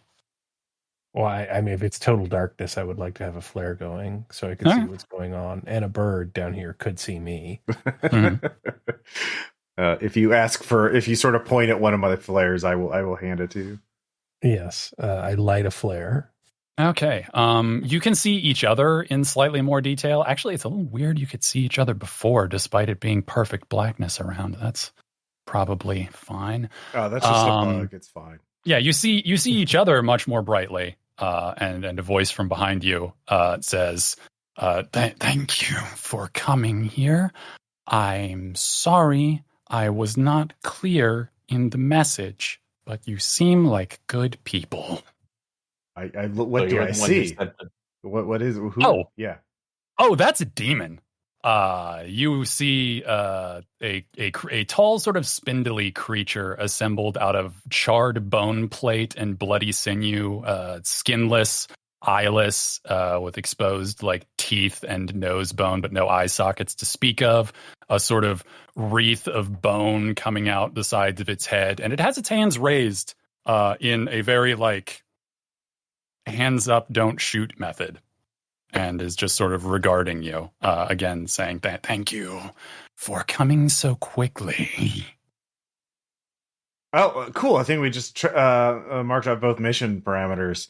But I think this is open up the third one. So is this an escort mission? Do we have to get you out of here? Is that it? No, this is my home here. Well, near it. A little bit of a side transit, because I thought it would be dangerous to drop you where they would be waiting. But they are experimenting on my people, and I can't do anything about it. And you could, so I sent you the message. Other people? You mean other demons? So this is like a rescue the hostage kind of thing? In a way, I suppose you could describe it that way. Okay. I need you to stop. They sort of twitch and correct themselves. Someone needs to stop the people, the humans who are hurting my people. And I sent a message to the people that would help, and that is you. Mm-hmm. Okay. So where are these people we have to rescue? Like, there was only the warehouse, right? Above ground, and and there's nothing at the cemetery. Yeah. It's a junction of sorts. You're already on the way. Pressing the button put you on the path. It just, I didn't want you to go there unprepared. Oh. It's like you may or may... Yeah. Sorry. Yeah, go ahead. You may or may not know things about demons. Some of it is true, and some of it is true-ish. But someone from your world is trying to gain the power to enforce contracts the way that we do. And I think you've already seen the results when people do that without care. Oh, okay. So like the guards up there, they had some sort of contract. And yes, it was a bad contract. Okay. They just lost all autonomy, didn't they? Whoever wrote it either didn't care about the consequences or was profoundly ignorant of what they would be, or possibly both. And contracting with creatures like you, it's not exactly unhealthy, but it can be. And I would prefer, especially, it not to be forced on my people, because it is damaging in ways that are difficult to explain to those of your level. Yeah. Okay. That sounds like, okay. So it's more like a save the world kind of thing. Well, it would save this part of my world, and I suppose prevent the ones from your world from taking that power with them. So if you don't mind me asking, who are the ones who managed to acquire this power or capture you? I'm not captured. I simply cannot go where they've built. They have created a boundary that I cannot cross. And if you, it twitches again and says, I cannot destroy the boundary symbols, runes, bracings that they've created. But if we destroy them, can you come in? I would be able to. I would be able to send everyone back home and move these pushers out of my home and take back my family. Oh, okay. Yeah. Break the things. Got it. Okay. How many? Also, if anyone wants to roll a creative real quick. I got it. I'll handle this. Don't worry, guys. I got a 2. Really? I got a Okay. 10. Bendy, you realize something. Each time they sort of stop and catch themselves, they're trying very hard not to ask you to do anything. Like the when they keep correcting their language, it's to stop themselves from making any offer of anything. That's what you notice. And considering the thing that they said about, demons and offers and contracts, that seems to be something that this demon does not want to do. Which, if you think about it, you got a 10. So yeah, the message on the slip of paper that Fist received wasn't a request for anything. It was simply a statement. They are experimenting on my people and a location. So this creature is going out of its way not to ask or offer anything. Okay. Huh. Oh, so contract's I bad. tap Bendy on the shoulder, point to the demon, and make bird motions with my arms. The demon shakes its head. I am not inquisitively. the demon shakes its head. I am not a bird. It can seemingly understand your intentions as though you were communicating out loud. I click the radio no and look down, dejected. Yeah. Oh. It's I okay. contribute. It's okay, Cordy. There will be birds. Then I don't think there's anything that we would have to ask, because now we know what the source of this issue is, and Your other fungal higher members minds can figure out a way to modify it as needed. So your fungal friend may need to be careful, because I'm sure there are people who will offer them what they want up ahead, people or demons. So be wary of that. So the answer is to say no to all requests. It would be safe to avoid that. Yeah. How many signs are there? Symbols, boundary things. There should be 5. What do they look like? I do not know, but they should be near the source of the head of this. I don't know the CEO. Okay. I think near where his office is. Okay. That should be. Okay. And can they? Is there a special way to break them, or will any amount of just regular old violence do it? Violence solves many a problem, regardless of what dimension you're in. Yeah. All right. Not a pacifist front. Got it. Well, we already failed that one. Yeah. Okay. If we break these symbols, you are free. That is correct. Yes. I'm free regardless of what happens, but it's getting the ones who are inside that I'm concerned with. They're having their powers drawn from them in what I can only imagine are unpleasant ways. If we free your brethren, your family, They shake their head. If the symbols are destroyed, I would be able to send everyone home. Those are 2 things that are important to know. If the symbols are all destroyed, I can send everyone home. And is that the 2 things, or is what else? Sorry. That's it. Okay. Yeah. Great. And which way was it to go forward to find this place? Ahead. Ahead. Okay.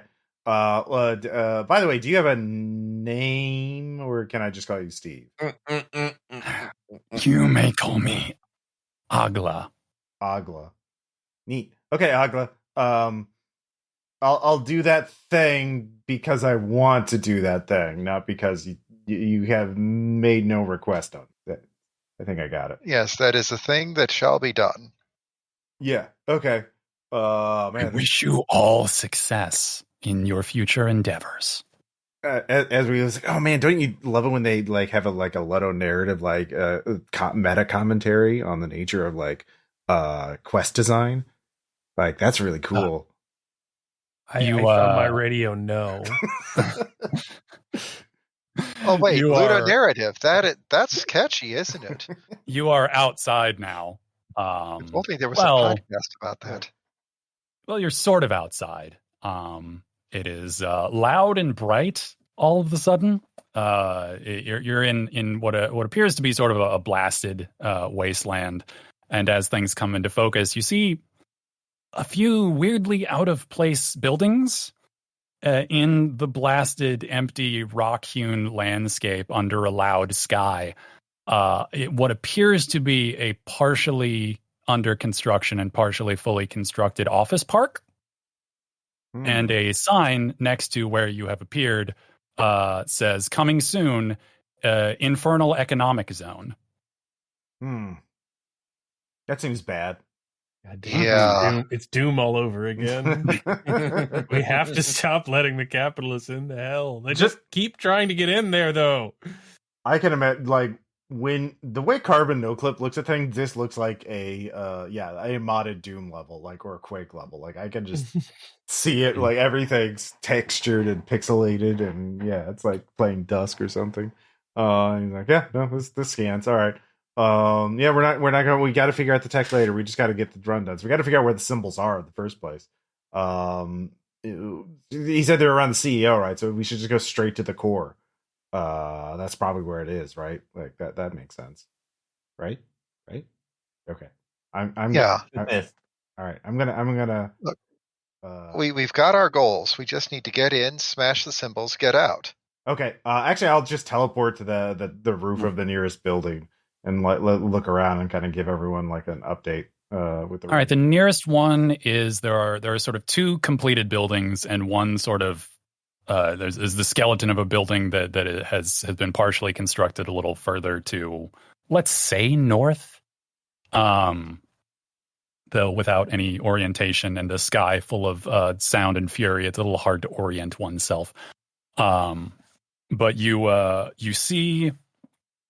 You're on the lower building. Basically, you see a taller building that is clearly the one you're on seems to be more, judging from the sort of balconies and windows that you can see, is possibly like a residential building.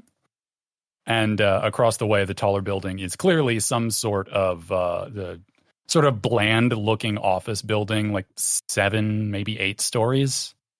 Very sort of banal glass and metal exterior that doesn't do a lot of good with the landscape of hell. Ooh, actually, though, you do see from this angle a little bit on the other side of the tall building. There's a little sort of fountain statue that is surrounded by dug up area, like they're going to put in landscaping later. Okay. And which building am I on? The residential one? Yeah, you're on the lower building that seems like it might be like a residential building of some kind. Okay. I will stay on the roof and sort of keep an eye out and wait for my buddies to catch up. I don't want to, again, get too far out and get caught out. But I'll just like radio them with that info. And just like keep an eye out and see if I see any patrols or anything like that. Just, you know. All right, give me a tactical. 7. All right, you actually do see some guys with similar guard uniforms as you saw before here and there, but they don't seem to have noticed anyone at the moment. Okay.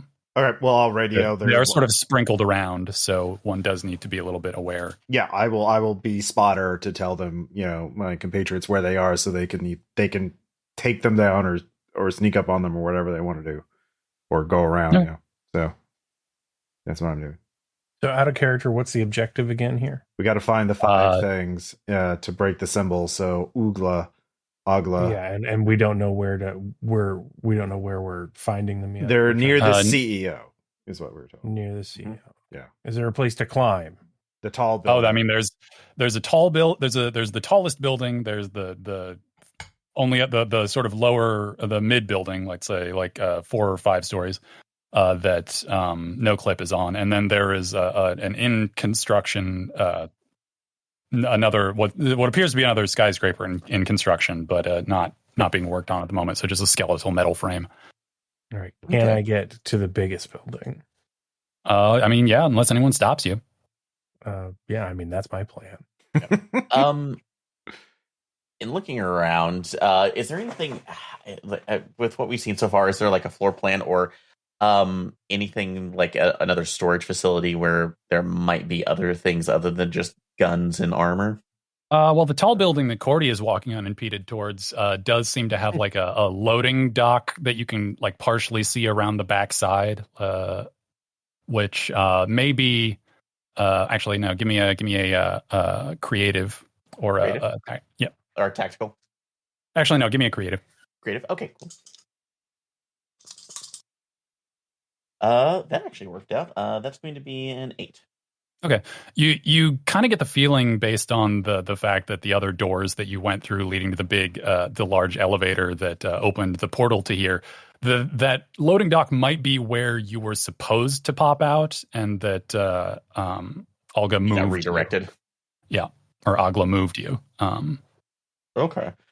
Yeah, I'm going to go ahead and make my way towards that and see if we might be able to break in to get any information. Because if nothing else, we can start tagging this. And as an alternative, as a plan, we may, if I can find anything that's mildly explosive, we may be able to figure out a way to take everything else, all these symbols out simultaneously. All right. Well, so yeah, Cordy and Red Blue are just walking towards the tall office building.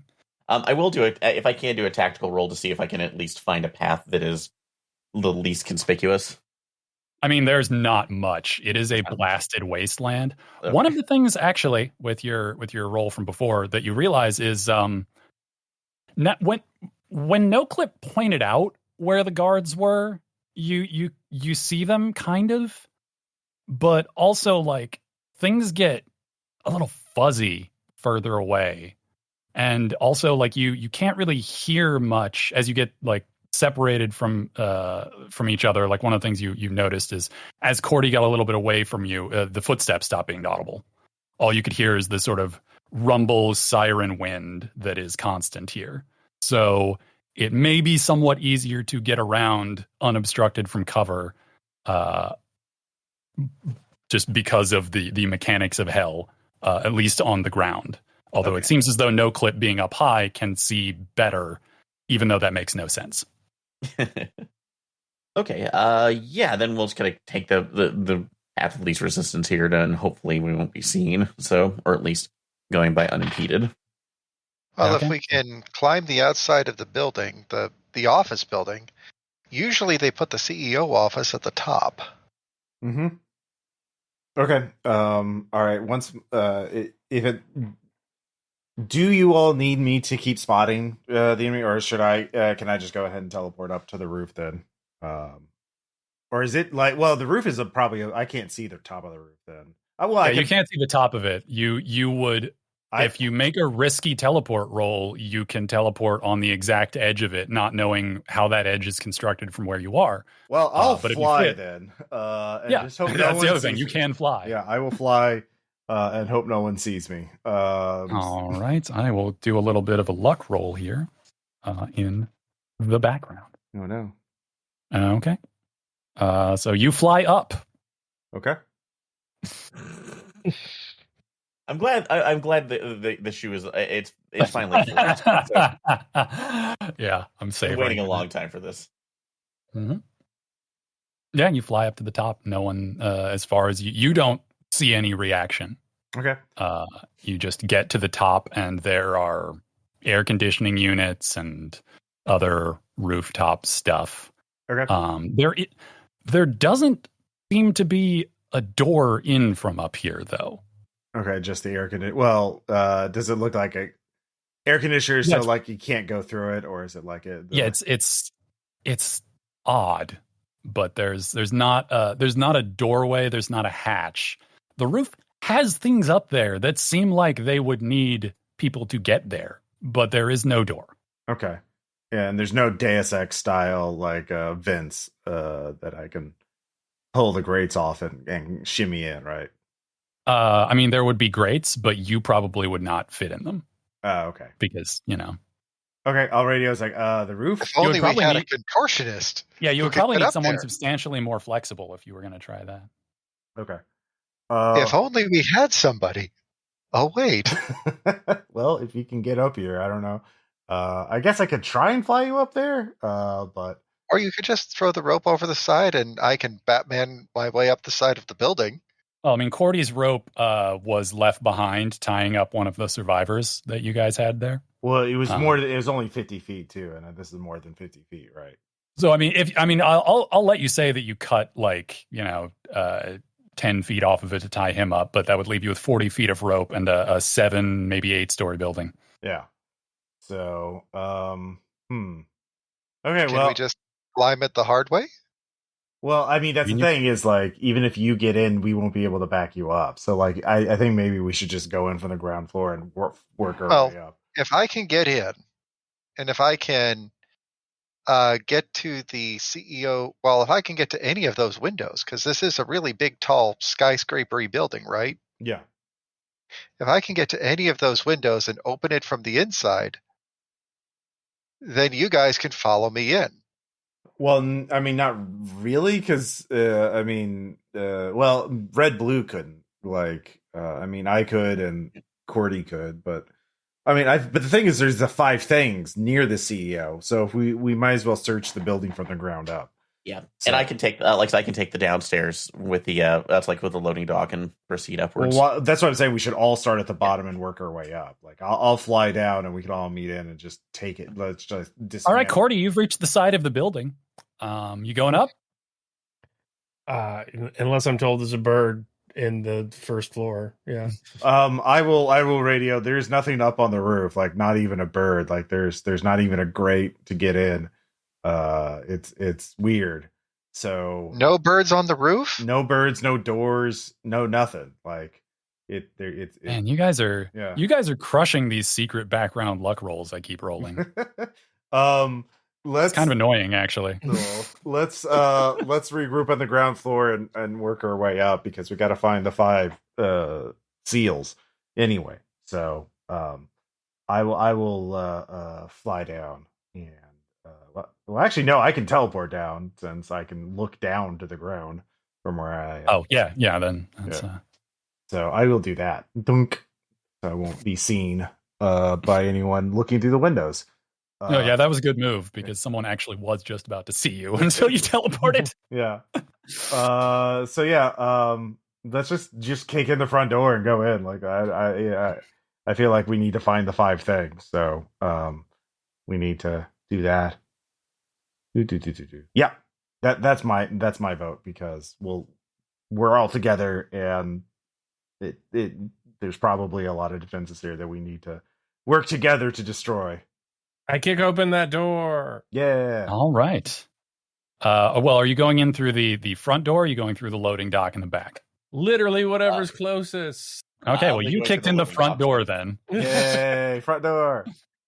Well, you try to kick in the front door. It actually does slide open as you get close to it. That's fine. You've entered the reception area, and there are some startled-looking like interns sort of shuffling around, and some like reception people, and they sort of look at you, and then like the one at the desk looks down at like shuffles some papers and then starts to reach for a phone. Hey. Don't do that. Don't do that. We don't need that RNG. All right, we need to minimize random encounters. Okay, we're just on our way. Do you know where the seals are? There's 5 of them. They're really probably weird looking. Let's see. Give me a. Well, how are you stopping? Are you just verbally threatening? Are you pointing weapon? I'm pointing the flare gun at him. Yeah, and Oh, okay. I'm just going to follow that up by pointing my revolver and say, humor my friend, and pretend he's got a gun that fires bullets instead of painful flares. Oh, okay. In that case, give me a tactical, but you'll roll 3 dice and keep the highest 2. Okay. Let's see here. That will make it a 10 then. Okay, yeah, no, the person behind the desk freezes. Everyone else you can see. There's only like 3 people here. There's the receptionist and 2 like people in polos. One sitting at a desk, at a sort of side desks, reading something, and another pushing a mail cart around, and everyone freezes. Good. Now, give us information. The receptionist like, I don't know what you're talking about. Are you demons? Because that's not. We don't have anyone scheduled to be brought in right now. No. Are there? Okay, what's in this building? This is the headquarters of the IEZ project. I don't know how you got here. Maybe you're just very lost. Okay. So if if you just walked out past the sign, I'm sure you'll find where you were looking for, somewhere that way. Mm-hmm. Okay, so where's the infrastructure, the machinery used to do this thing, the whole team? Oh, well, the constructions on the new annex building is on hold at the moment due to some problems with labor. So we're not really, there aren't any other machines like in operation right now. And are you construction contractors? Because we don't have any of those supposed to be delivered yet. She sort of looks down at her hands are up, but she's like looking down at the calendar on her desk. And yes, we're here to investigate structural supports. Well, anything that's like looks like maybe like a big glowy pentagram or a weird science machine or something unnatural and very powerful, Well, she did mention demons. She asked if we were demons, and we're not. Yeah. There's something used to control demons or anything like that? Something that, the demon control-y things, where are those? I am the receptionist here. So I don't know. I have a schedule, and I have interns to help sort files and get requests for people. Oh. And I don't know what you're where are the places you're not supposed to go? Like what are the off limits areas for you?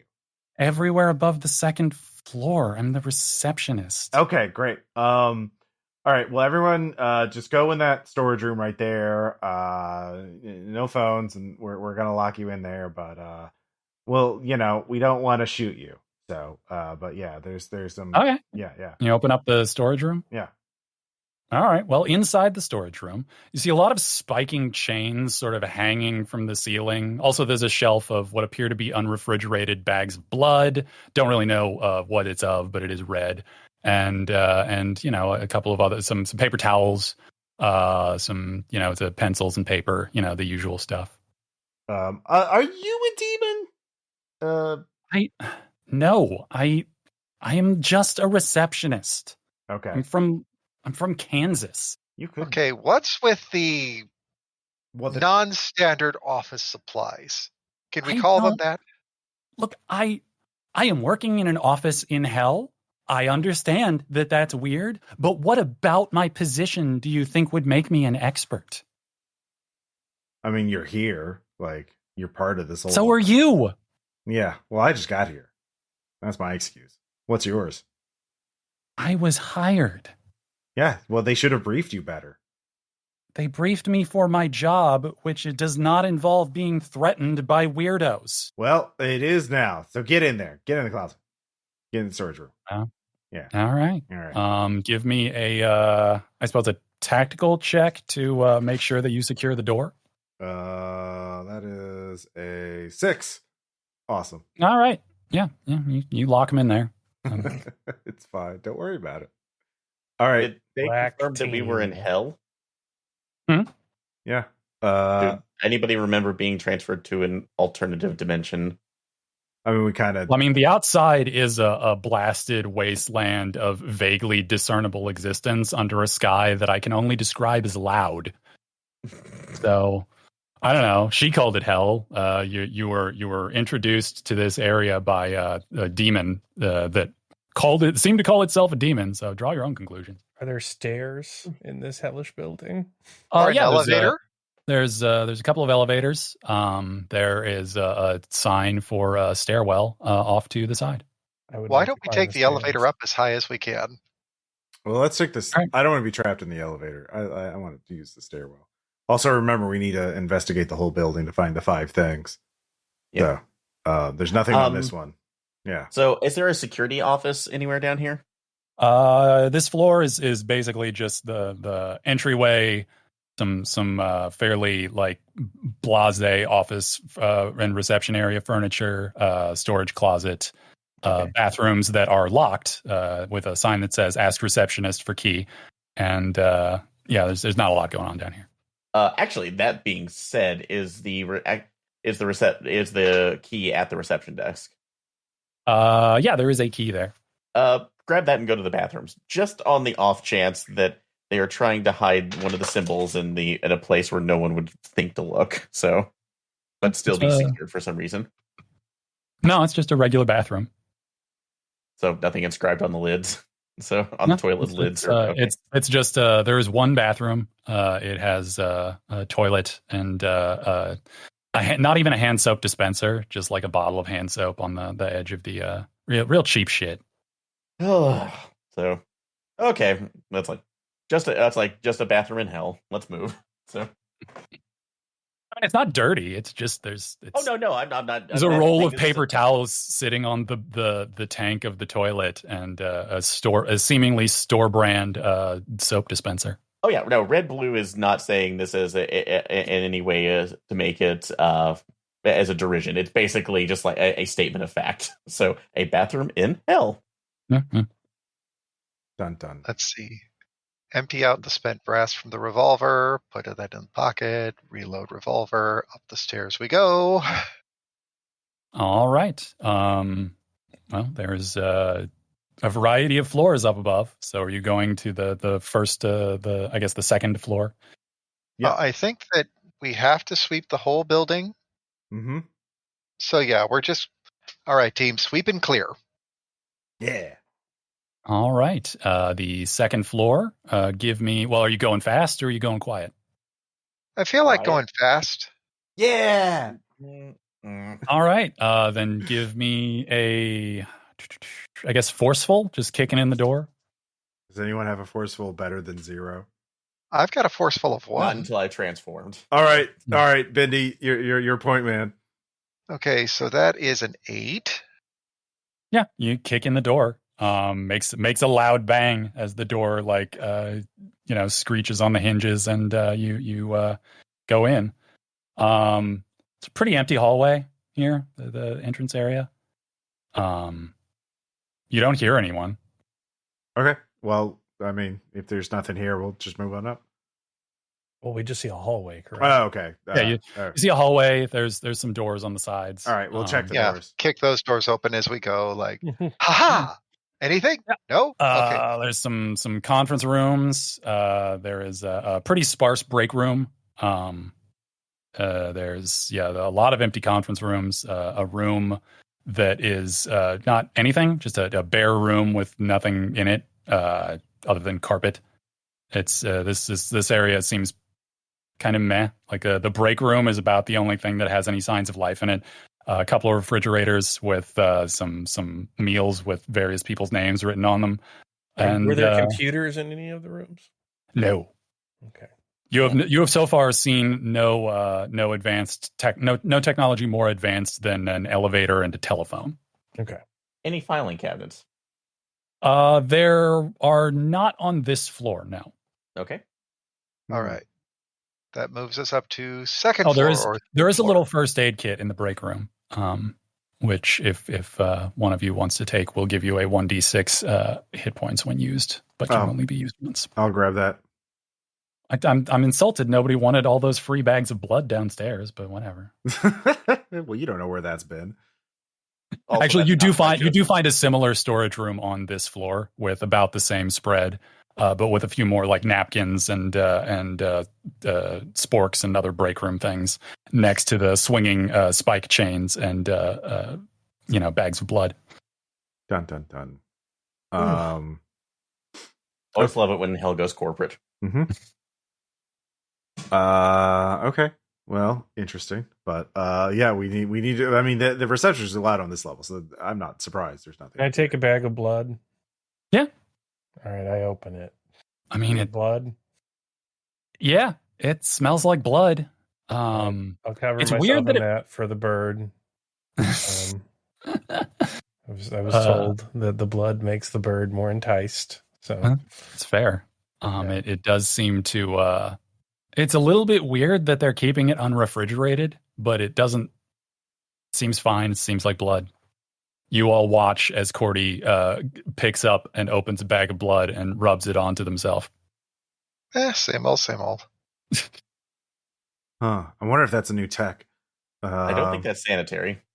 Well, I bet it. I mean, he's already figuring out how to shave a couple seconds off the time. He's more streamlined. Chemo skip. Yeah, exactly. Unequip and re-equip your flare gun 10 times and then squat in the corner and nothing will happen. Oh, yeah. Menuing is so important in these things. Up we go. Yep. Next floor. All right. Cordy looks bored and points up. Yeah. Clicks yes. Like there isn't there's so far the third floor. There's no one in sight in the stairwell, so you're still clear that way. Okay. So Cordy is making the offer. Go up further, or do we see any signs of like machinery or anything other than conference rooms or anything like that? On the well, I mean, you haven't opened the door yet. Okay. The door's closed. All right, open the door. Quiet or loud? I think it's more fast or slow, so let's go fast. Okay, yeah. All right, give me a forceful. Let's see, 6, 8, 9. All right, you bash that door open. Love an open floor plan office. There's some desks in the perimeter. It's a little weird that there's a big sort of wooden table in the middle with what appears to be a small, like, strangely skinned, partially skinned figure being consistently skinned alive by someone in a robe, and with someone else sort of squatting over their shoulder. And I mean, they did seem to be pointing at and whispering things in their ear, but those two that are vivisecting the demon alive and doing stuff with its parts immediately turn and look at you, and so do the three other sort of office worker people around. And so you've surprised them. So you can either act immediately and take advantage of that surprise, or they will act. I shoot the guy skinning. Yeah, I shoot one of the guys. Yeah. Which guy? I want to shoot the guy scanning the demon. Yeah. Okay, so the one doing the skinning. Gotcha. I'll shoot the guy next to the guy doing the scanning, his assistant. Okay. It seems like a moral imperative. If you see a demon in trouble, you gotta. Yeah. Let me skim to where my dudes are. If you see a demon on the side of the road, help them. All right, give me a reflexive for that. I got a 10. I got a 9. All right. Yeah. You shoot him. Give me damage for your pistol. Is there another? Let's see. There were 3 guys, right? Or is there 2? There are 2 over the demon, and there are 3 other dudes at sort of different areas that you can see in the open air office. Sorry, what? 4. Got a 4? Okay, so that is gotcha. Okay. I got. And yeah, what were you? I was shooting the other guy. Oh, the guy next to him. Yeah, and I got 5 damage on him. Okay, so that is. Yeah, what did the AR? What did my special AR eyes say? All right. It says that the guy in the robe He currently has. Oh wait, I messed that up. He currently has 4 hit points left. He started with 6. And the guy that you shot has 3 hit points left, and he also started with 6. And the other 3 dudes each have 4 hit points. Oh, they have armor. Okay. Yeah, your thing does not say anything about armor, so Yeah. you have to judge for yourself. All right. Well, they have armor. Okay, Bendy and Red Blue, whichever of you wants to take the next round. Or next I'll turn. I'm going to kneecap the rope guy. Make sure he can't run away.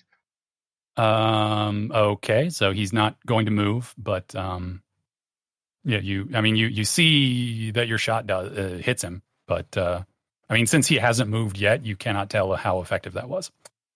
Okay, Red Blue, what do you got? Taking a shot at the other guy. Which other guy? Oh, you said there were 2. There was one on they're holding 2 of them holding the demon, or Yeah, there are 2 with the demon, one in robes, one just in a suit, and then there are 3 other dudes in polos of varying polos and khakis of varying color combinations of boringly neutral style scattered around. just a full Garanimals squad. Got it. So, yeah, let's go ahead and take the shot at the businessman holding down the demon. So, alrighty, shoot at the rogue guy. Yep. Nope, that's gonna be a 5. Alrighty. Hold on. Let me. No, your shot goes wide. Okay. There's a chance that if you miss while shooting at the 2 guys and the demon, that you will hit the demon. Okay, yeah, I'd rather not that happen. So, all right, thank you. Alrighty. Yeah. So now the office worker dudes are going to attack you guys. Let's see. Cordy, you keep doing damage to people and drawing aggro, so All right. you're going to be the first one shot at. So give me a reflexive to dodge. I got a 9, 6 and 3. Alrighty, you successfully dodge. One of the things that you see, though, not you, NOCLIP, you see something odd happen. First of all, the office worker that attacked Cordy, he held up his hand like a gun, and then a burst of energy fired out of it at Cordy and missed him. So good dodge. But the other thing that you notice is that the guy's hit points dropped by 1 when he did that. Ooh. So yeah, so that guy. It's a life force attack. They're using their life force. Yeah. Now at 3 out of 4. So second one attacks you for yelling. So give me a reflexive. Damn it. I got a 14. I rolled natural. I rolled double 6s actually. I think that's a crit or something. Yeah. If you roll double 6s, I'll actually let you dodge and take a free shot. Yay! You backflip and fire once. Yeah, it looks really cool. Yeah, I got a 9, so I will do All right. 3 damage to. Oh yeah, no, that guy's dead. That guy gets a flare to the chest and becomes like a really good Halloween decoration as his rib cage becomes an impromptu lantern. So that guy's out, and the other guy is going to shoot at Bendy for shooting at one of his bosses. So Bendy, give me a reflexive. So about those double 6s. Oh, did you also? Yes. All right, same deal. You if you make a reflex roll, you can have a free shot. Let's see. That's 10. So Yeah, I think that yeah. hits, maybe. All right, give me damage.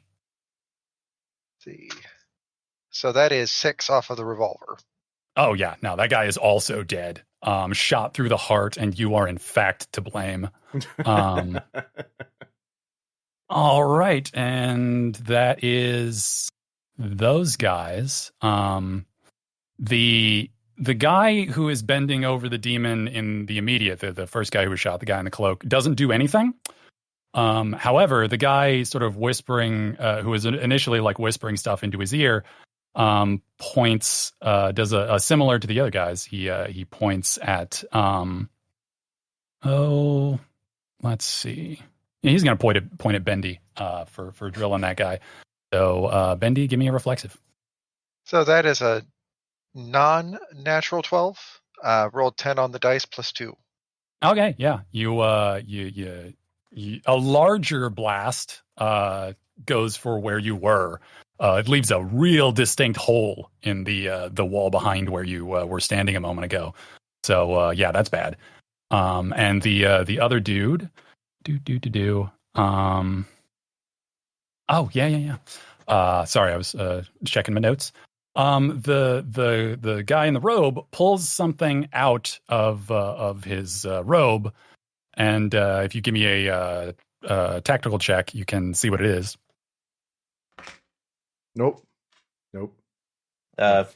Okay. Can anybody do that one, or just? Do we all get? It's a not check? important. You'll just Right. he's just farther away. So Okay. Will an 8 do it? Yeah. Anything above a 7 or above is a success. Anyone who makes it sees that it is some kind of blood-covered valve having organ, probably a heart. It's a little messy. Anyway, he squeezes it, and you see the guy that was just shot. Ooh, bad luck for you. NOCLIP, you see the guy who was whispering to him suddenly gain 1 more hit point. So he was down to 2. Now he's back up to 3. Oh no, he's healing. Mm-hmm. And we're back to the top of the player order. So I believe Cordy was first. Shooting. Who are we shooting? Is the guy who was skinning on the imp? Yeah, the guy in the robe who is skinning the imp, the guy who is whispering to him, and one of the polo dudes is. All right, I got those a 5 three and a are- 4. So 9. All right, who are you shooting? Imp Skinner. Okay, gotcha. I love their second album. Oh, Yeah, it does. That's definitely how Imp Skinner sounds. Oh yeah, Saw their the logo logo looks like a before. bundle of sticks. Like yeah. Sorry, it's all right. I always forget. 3. All right, you NOCLIP. You see his health go down from 4 to 3.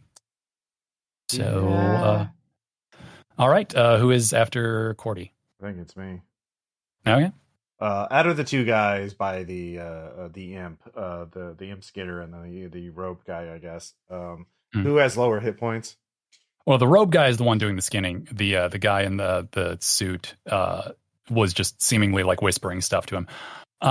They both actually everyone on the board has 3 hit points right now. The 2 guys, the 2 big guys, both started with 6. Okay, I'll go office after Imp Skinner again. All as right. is the fashion at the time, and I get a 7, so I barely hit. All right, you do hit. Yeah. Roll 3. Awesome. Dink. All right, so you do 1 more point of damage to him, so Yeah. it's down to 2. Next up, is that Bendy or is that Red Blue? I think it's me. So. Okay. All right, I'm gonna go ahead and take another shot at the business suit. The suit guy. Okay. Yeah. Good. Let's see. That will be 8.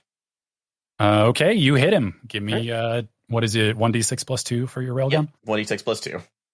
Okay. That will just be 4. So. All right, so that drops him down to 1 hit point, as NOCLIP can see.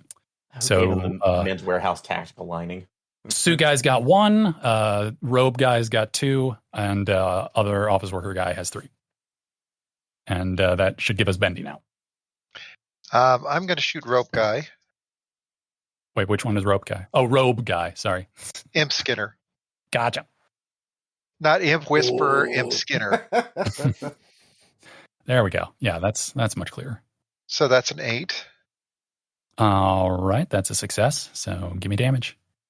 That will be 5 points. Okay, that zeroes him out. So nice, careful shot right through his head. He was actually like leaning down, a little closer to the, or starting to lean down closer to the imp. So you actually sent a shot directly through one ear and out. Dude drops extremely dead. And then there's sort of a flickering as the he collapses sort of to the side of the imp that he's skinning. And everyone else looks extremely alarmed. And the lawyer, well, I guess you didn't know that, but yeah, the guy in the suit who's a lawyer, he looks like a lawyer, fuck him, points at Bendy, just as the sort of magical energy that was sort of glowing from the imp starts to die out, and he is going to attempt to blast you. So give me a reflexive to dodge.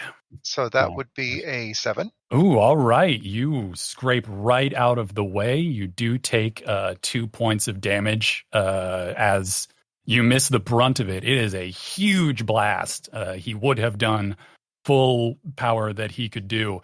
And then also his blood comes out of every orifice when he does that, as the blast consumed his last bit of life.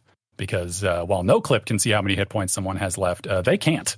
So now all that's left is one alarmed-looking office worker who immediately puts his hands up. Which is good, because he's got a gun pointed at him. Hi. Yeah. Hi. What's up? Yeah. You're not supposed to be in here, so this isn't really on me. Like I was just doing what the bosses, like they shot at you. They were under threat and stuff. So I was like, wow. I was just just doing the gig, man. I assume there's like 4 more kind of setups like this in the building, right? I mean, I don't really go a lot floor to floor, but I know that the next couple are kind of like this. Yeah. Okay. One, is that info? But I mean, is this shut down yet? I don't know about that stuff, man. I just work here, man. Most of my stuff is just paperwork. Like this is the first time I've had to do any of that. Okay, Red Blue, can you check out the imp? See if he's all right. Yeah, take a look over and see, check on his injuries. So all right. Just analysis on there, I guess. I mean, non-standard biology is not unknown to Fist, but like demon stuff is a little odd. Sorry, hold on, I lost my stats for this little dude. Mm-hmm. Oh, no worries. There we go. Yeah, he's not they question mark. There's no. Mm-hmm. It doesn't have genitals. You can tell that because it's completely naked, and a lot of it has been sort of skinned, but its hide's pretty tough, and it does appear to be a little bit like conscious. It's sort of looking around, kind of coming to. We will not harm you. Do you understand English? It sort of nods, and you think it's trying to speak. It sort of makes a rasp noise and coughs a little bit. Okay, so that's like ooh, we've been sent to hold help. on. Sorry, it immediately looks past you toward Cordy, and it's like waving you over. I come over, I flap my arms and point to him, and then point in my mouth. Yeah, it grabs onto your sort of, I don't know. Do you wear clothes? You're not naked, right? Yeah, sure. They probably dressed me in something. Yeah. It pulls itself up and starts licking some of the blood off of you. And then it's like, honestly, this is as close as I've gotten. I'm gonna have to. Yeah, it's like, hey, thank you. That's much appreciated. Just kind of like still rubbing my head on his mouth, just like, hey, why'd you stop? Oh, we got more. Actually looked intern, Did I just get vorteased? How dare you? A little bit. I had no idea. Like to the audience listening, I had no idea he was going to have this drive as a character. It just works out this way. I had no idea anyone was going to rub blood on themselves. Yeah. So you need more of that blood. We can get you some more blood. Very tired. Okay. Let's take him to the elevator. We'll take him down, and actually, we probably need to keep going because we've definitely probably raised some alarms. Something. So, Mr. Intern, is there any blood on this floor, like a storage closet or anything? I think that's on the floor below. I think they're like the storage closets are every other floor. They didn't want to put one on every floor because stocking that stuff like cuts into overhead and like you don't want to overspend on supplies that just go to waste. Okay. Well, you're gonna come with us then, and yeah, and because you can't, yeah, you're gonna help us get the jump on these people. Yeah. I mean, yeah, no, whatever you say, man. Or unless you know a way to shut all this down like immediately, that would be really convenient for us. Or where the symbols are. Yeah, dude, I just like I cross-reference the paperwork and like try and match symbols in their weird tomes and stuff and like look up case laws. Like that's my deal, man. I'm just a gopher, bud. Like that's the first time I've ever blasted what even was that? That was wild. yeah, it was really bad for you too. Like Yeah, I don't feel great. yeah, it took some of your life force. You're like 25% more dead or something. Like, Well, yeah, but I mean, like, there's also a lot more people out like that are not in front of me for promotions anymore. So, like, okay, like you're really not thinking. Look at the big picture here. We're gonna shut this whole operation is not like really bad. well, man, like, look, I still, as long as I can put something on the resume, like, you just got to keep moving, right? That's the hustle. Okay, yeah, whatever helps you sleep at night, man. Like let's go. All right. So, Mr. Imp, we're gonna go up on the next floor. There's some blood there, so but we got to keep shutting this thing down. Eam is my name. Thank you. Eam. Like the Eam. like the industrial designer. He makes some really good chairs. Oh, that's Eames. Anyway, yeah, anyway, don't worry about it. Let's go. Let's keep going. Okay, so were you asking the guy before about like what the other floors are? Yeah. What the other floors are. Okay. Well, as far as he's like, this section of the building's mostly like the same. Like I've helped the guys upstairs a couple of times. Like the one above seems like about like this. Like Jared said, like the one above that is basically the same. Although personally, I think that you get a little bit more credit if you're working up on the higher floors, but like no one's really proved that. Mm-hmm. And then like above that is the executive ones, but like I don't know anyone who's been up there, and I don't know if you can get there through the stairs, man. You got to like get in the exec elevator. Okay. So well, you're going to be our tour guide, all right? Like I haven't been up there. Well, you'll get us as close as we can. Just take us as close as you can get. All right. Well, out of character, like, have we considered the idea that if we kill someone in the organization, it releases the people lower in their org chart? Because like we killed one dude, and now this guy's fine. You know what I mean? Like, mm-hmm.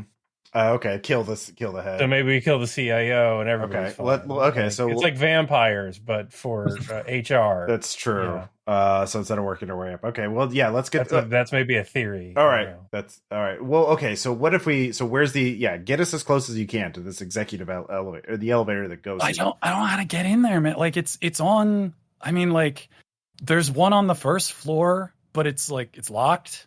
Like I think you gotta have a key. And the other stop off is like on 5 before the exec floors start, but like I don't know. Like I haven't been up. Take a look at it. Okay, well let's go take us up to 5 and show us where the elevator is, and then all right. Yeah. In the meantime, Eam, is this one of the seals that they're working on with you here? I'll just I was being. I don't think seal, right word? Harvest. Farm. Okay. Farm. Well, Ugla. Farm. Ugla, your boss, your friend. Agla, yeah. They said that there's 5 things that we need to break, and then they can come in. So we need to find the 5 things. And so seal is the only word I can think of, Eam only cut up as meat. Eam not been up. Okay. So you don't know where the seals are or if they're seals. Eam can make deal if need help. No. Nope. You have power, like dead guys. Bang bang. Makes finger guns. Wait. I'm gonna run down to the second floor, grab some blood bags. and fly back up. I have so I grab a couple blood bags. I go back to Eam and be like, all right, this type of, if I give you these blood bags, what would you give me in return? And that's all I give you. That's all. You don't get anything else. Eam have nothing else to offer but shoot power. Bang, bang. Okay. So for just all right, screw it. Yeah, I got to try out this new tech. Here are these blood bags. Yeah. Oh, Eam can only trade for part of you. Oh, wow. Basically, what Eam is offering is a new ability if you want it. Oh, which is yeah. Yeah, they're master player. Let's see how you feel about that. Eam is offering. Let me pull it up, and I will drop it into the chat. So for the low cost of either -1 to either forceful or reflexive permanently, you can have. I'm not in the right chat, am I? Where? One shots. Just go one shots. Thank you. You can get these health fueled blasting ability, where you can sacrifice 1 HP to add either a damage bonus or armor defeating to any attack, and this can be stacked for as many as you have HP to spend, or you can sacrifice a max hit point for a 3d6 drop the worst damage blast attack. Resets next mission. Okay. Well, those can stack, but it costs another, to shoot it once in a mission costs 1 max HP. To shoot it twice costs 2 max HP. So you can keep hobbling yourself for extremely powerful shot attacks, and it will reset next mission if you're still alive to see it. That is the deal that he offers anyone who is interested. But he knows nothing. He has not been in any of the floors above. Okay. All he has is this. Okay. He also explains that I cannot use power myself here because closed like Agla. Yeah, that's what we're trying to fix. Well, you use power. Bang bang. Make yeah. The power. It's okay. I can already bang bang. That's what he Hold up got. gun. Fuck it. Sure, I'll take it. I'll take -1 All right. for. Okay, you lose 1 to forceful, and you have demon contract or daemon contract, however you pronounce that word. Yeah, An ability of my own design. Ooh. Yeah, I'm very fancy. Okay.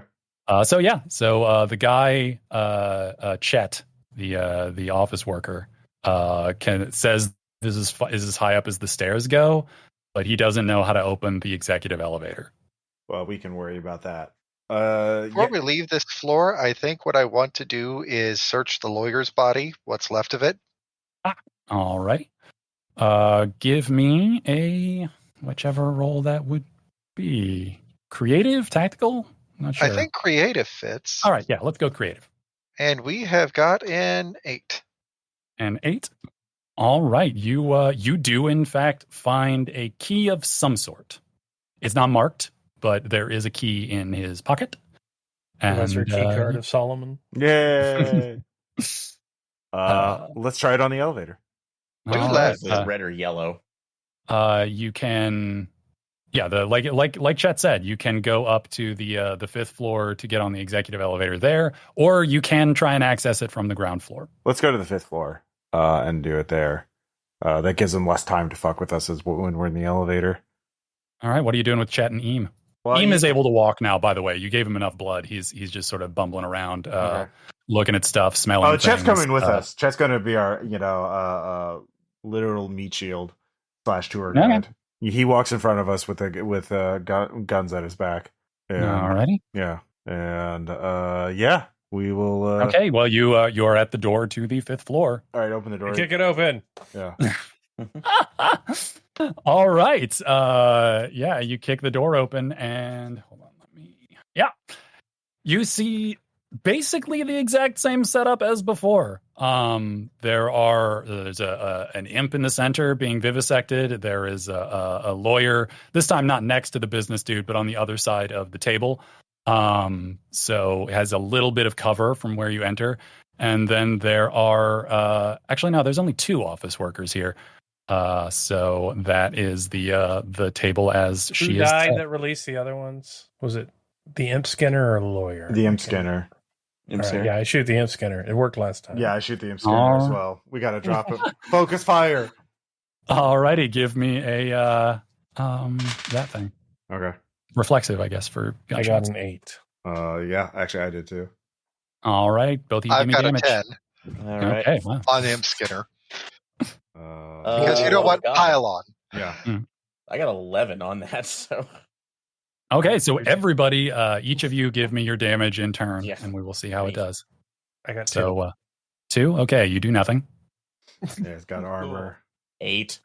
I mean, Ross, yeah. if you wanted to defeat some of that armor, Oh yeah. you know what you could do. Yeah. Yeah. Screw it. I'll. You could defeat all of the armor because it's by levels. So if you sacrifice 1 HP, you will shoot. You will only have 1 armor. If you sacrifice 2 HP, he will have no armor from your shot. Well, actually, I'm going to see. I'll shoot last. No, I roll the 4. Your turn. Yeah. I'll say. I figure there's going to be a boss. I'm going to save it for the boss. Right. Yeah. I will save it. And shoot him with 4 damage, which becomes 2. Okay, that is 2 damage. Who's got next damage roll? I do with a 6. Oh wow. Okay, so that guy is dead.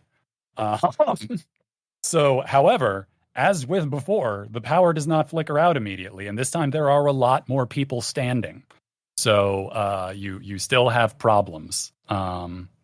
Let's see. Cordy, you were first through the door. So big bad lawyer guy is going to shoot at you with his big blast. So move. Oh, me? Yeah. Sorry. Sorry, I'm good. 9. Okay. 9 is still a partial success. So you do take 2 points of damage, but it blows through the wall again very dramatically. That is a big blast. Oh, wait, actually. Oh, yeah. No, I'm sorry. You only take 1 damage. I misestimated that roll. But yeah, so you take 1 damage from that blast missing you. And he loses a hit point for having done that. Got too many tabs open. So he is down to 5. And then the office workers, one of them is going to shoot at Bendy. Of course, he's going to try. And that is a 10. Okay, yeah, you flip right out of the way. You are good. And the other one is going to shoot at... Actually, we're going to shoot at Red Blue, or not Red Blue. We're going to shoot at Bendy again because you killed their boss, and that makes you seem extremely dangerous. So give me 1 more. So that one's a 9. Okay, yeah, you just get a little bit... well, I'll give you... you can either take a 1 point of damage, or you can dodge in a way where you will... you'll not get a shot next round. I'll take the point of damage because Right. I think I'm the only one in the group that actually has armor. That is possible. Okay, so that brings us back around to the top. Cordy, you are up. I'm going to shoot. So we haven't killed Imp Skinner. Oh, yet, right? actually, I'm sorry. After that, since you guys did cap that other guy in the first round and the other guy did his blast already, yeah, actually all of them are like, whoa, hold on. That doesn't, that doesn't need to happen. We're good. We're controlled. We were controlled. Thank you for coming to save us. This is the lawyer talking. Key, please. Thank you for, Key, please. yeah, okay. I heroically run forward and let the imp lick me. By hold on. dunking blood on your head beforehand. I mean, I dumped blood yeah, all over. yeah. I'm sure I've got some left. Yeah, actually, yeah, about the same thing happens again. Because based on that roll, they were in about the same shape. So yeah. Thank you, kind stranger. It speaks exactly like Eam. The Eam that is out in the hallway that was sort of waiting on you, like nods approvingly. Either they're both named Eam, or all of this kind of demon are named Eam, or that's just a name for what they are. It's hard to say. But he's very happy to be licking blood off of you. Gives you a thumbs up He and starts to talk. and also flips off the lawyer. Fair enough. No deal. No deal. So, lawyer guy person, there's you don't happen to know of any like the thing that's closing this place off from like demons and stuff. You don't know what that is or where that is. I mean, look, I'm just here to shore up the contract law, like the guys with the the weird symbols, and I don't know. We call them business scholars. I don't know. That's what they call themselves. It's a whole thing. They're wearing their like MBA robes as magic. I don't know, but like they don't understand contract law very well. So like we're here to try and shore up the language, but they keep wanting this weird. I'm a language guy. I don't get. The scholar guys, like they're the ones who go upstairs. Like that's not me. I do law. I do contracts. That is my job. You were also like, torturing a sapient being. That's kind of messed up. I don't know what any of that is about. You can't prove that, and I would be willing to meet you in a courtroom about that, buddy. Does it look like there are courtrooms here? I mean, it didn't look like there were buildings here at some point, I'm sure, but things change fast. It's a development zone, man. I just want to say the entire time he's giving this excuse, I am trying to climb on his shoulders. What is? Okay, why is the blood guy on? Okay, look, really angling for a piggyback ride. Yeah. Look, the scholar guys, they probably have keys or whatever. I don't know. Like I don't know what's up there. I just know that the executive elevator take you right there. It's fine. It's good. I don't. All right. Well, we're going to entrust you to these nice little imps here, Eam and Eam, and don't mix their names up. That would be rude. And if they disavow you, Eam laughs. Yeah. If they disavow you, it's really your fault, right? Like it's obviously you provoked them. So have a good life. What's left of it. You reap what you sow. Bye. And I'm gonna go to the elevator.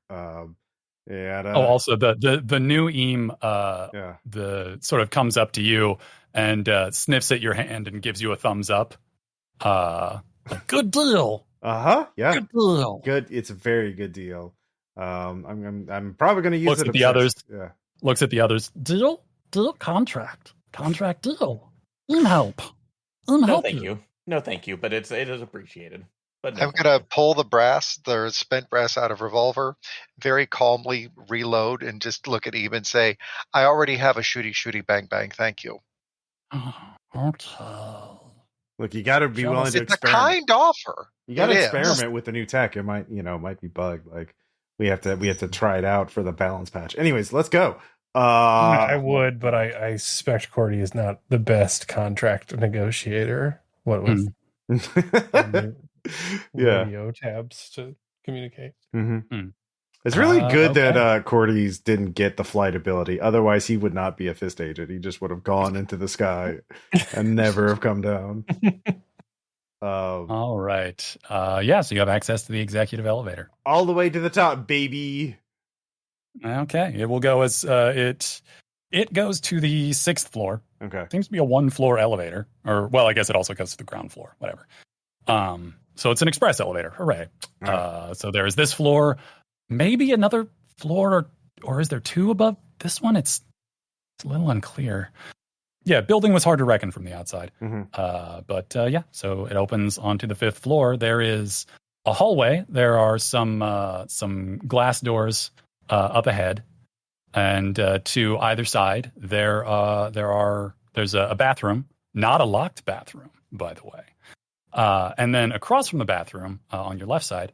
Bathrooms on the right. On your left side, there is a door that has like a flickering light under it, and it seems to be like something sparking. Or well, let's stack up on that and kick that. And Bendy, you can kick that door down. This is probably where you want to transform. Red, blue, maybe, or maybe there's probably something really badass beyond that door. Well, I don't really like to say this, but my power core is charged by dramatic flare. Okay. Well, just be ready. Just be ready. All right. I'm betting there's something really cool and worthy. I am assuming the position. Okay. So. Good. Yeah. Right. Get ready. Door kicking in 3, 2. Okay, that is an 11.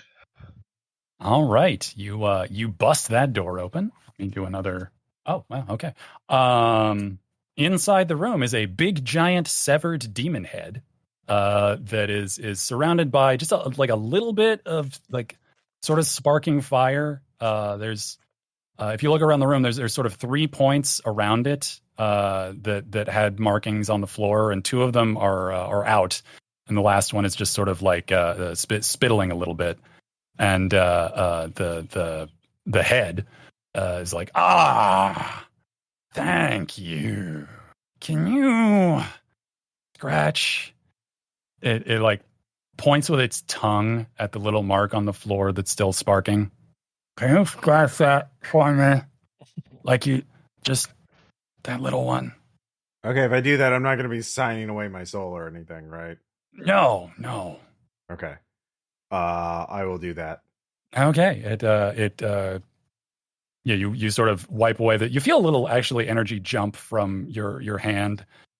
Similar to how you felt when Eam and you made a deal. You don't lose any hit points, you just sort of notice it. And the mark goes away.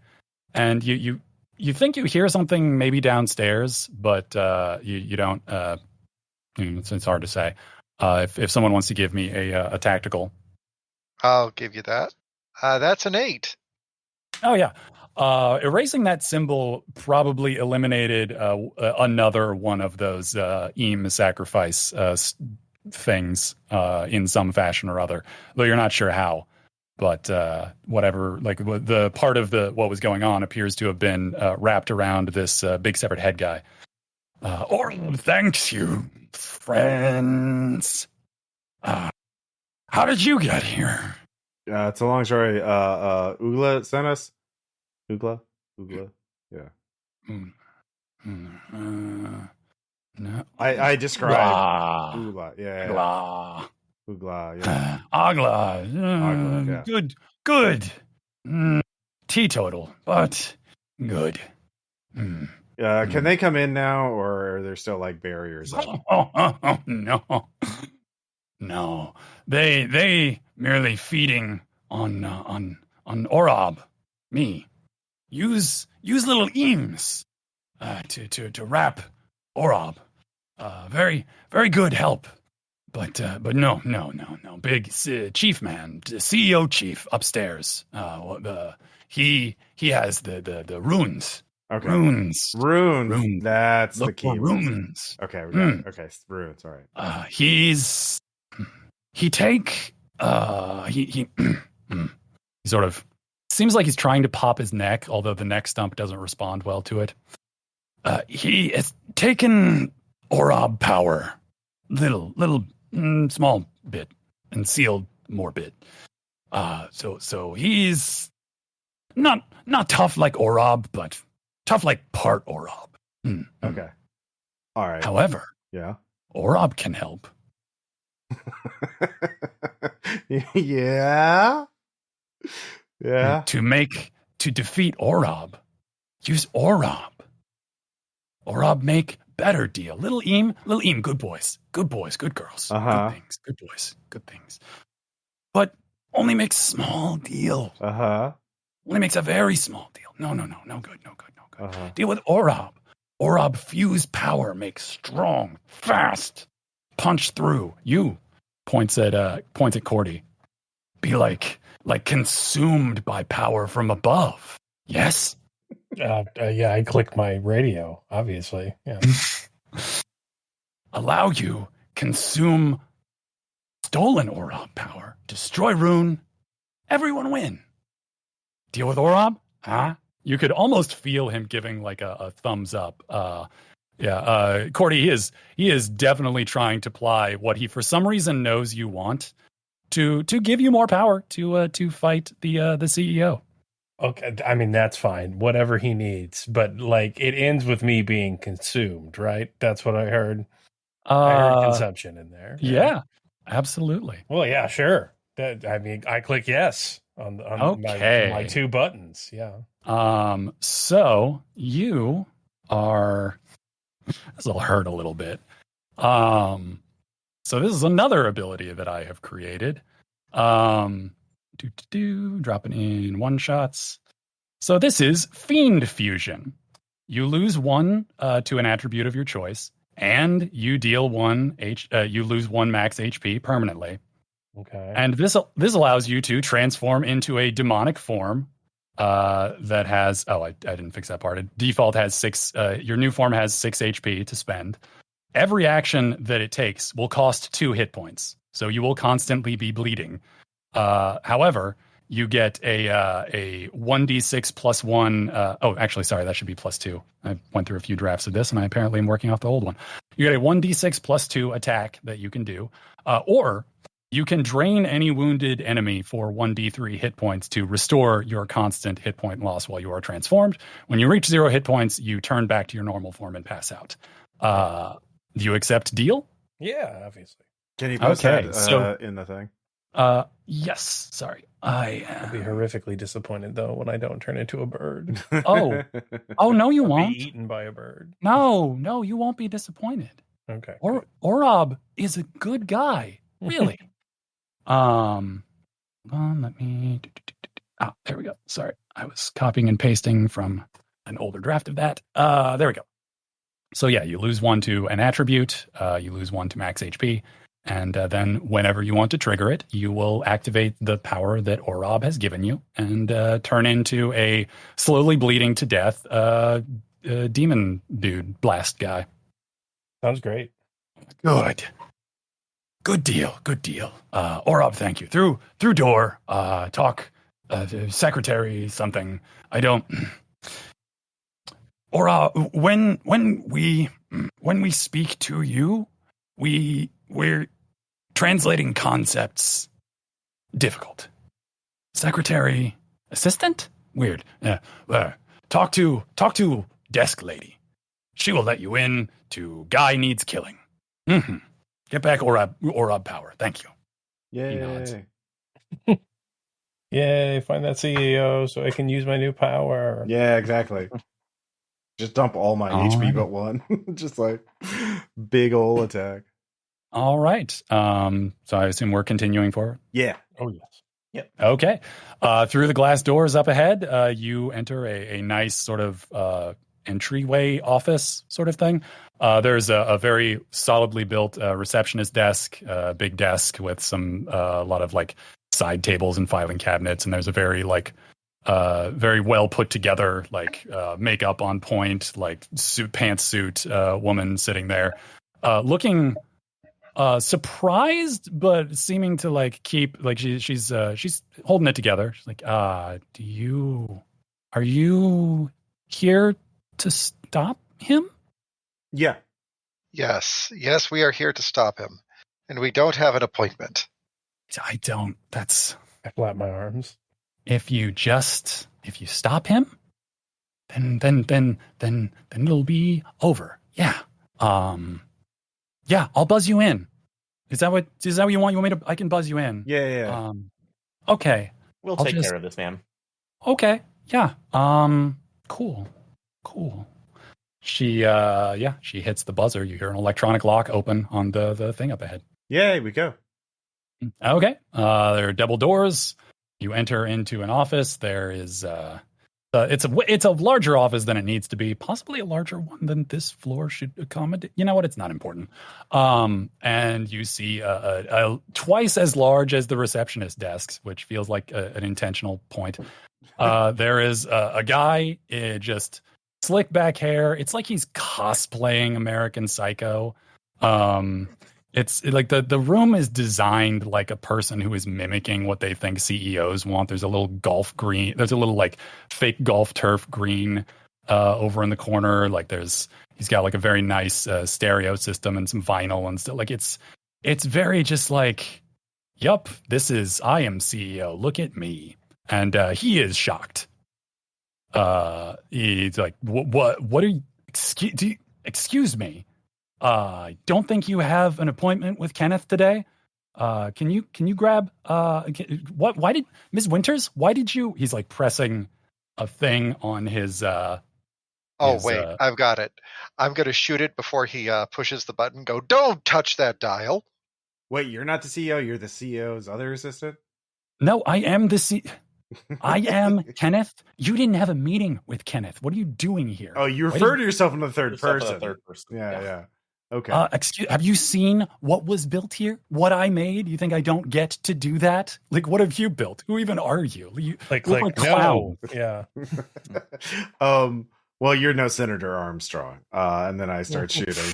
And at this point, it's time for the henshin. So it's Okay. immediately pull out the Violet Unlimiter and let the burst of light transform me into a very red and blue robot. All right. Yes. Red blue now looks exactly like namesake. So those robots split down the center. How much HP does he have? He has 10 hit points. Okay. And I have to re-roll mine. So, damn. That's 5. So until this goes off, I have a max HP of 13. There you go. All right. Yeah. So he is. Oh yeah. No. Well, you guys get first shot. So who's taking a swing? I will. All right. Hit it. That is a 11. 11. Okay. Give me damage. That is 4. Okay. So NOCLIP, you see his health go down by 1. He's at 9. He has 3 armor. Okay. Good to know. I will. I mean, he has 3 armor at the moment. Yeah. But, you could always take a big old bite. Well, I mean, actually, that's a question. So when I defeat 1 level armor, does that destroy it for everyone else? Or is that just like, you didn't ask Eam, so. Okay. So I actually don't know. Actually, no, it is just for you. It does not destroy armor. It passes through armor. Okay. I won't be a dick about that. Okay, actually, I'll attack last, so I can boost my shit if Cordy and Red Blue can't finish him off. Then I'll blow all my HP but 1 to take a big shot at him. See if we can just fucking one round this motherfucker. 1 cycle. We got to defeat him in 1 cycle. That's key. All right, so I think Cordy is the last one because Red Blue transformed as his action, and I think Bendy shot. All right. Yep. I will shoot a pistol and see if that works. Yeah. All right. Give me reflexive. I got a 7. Okay, that does hit, and I did 1 damage. So it glances off. Armored CEO, no.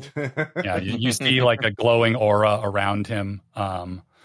The coloring reminds you a little bit of the sort of light in Orob's eyes. So yeah. Can't you transform, Cordy? I guess you could. And he is wounded now. Yeah, I would have done that last turn. Yeah. Okay. Mm-hmm.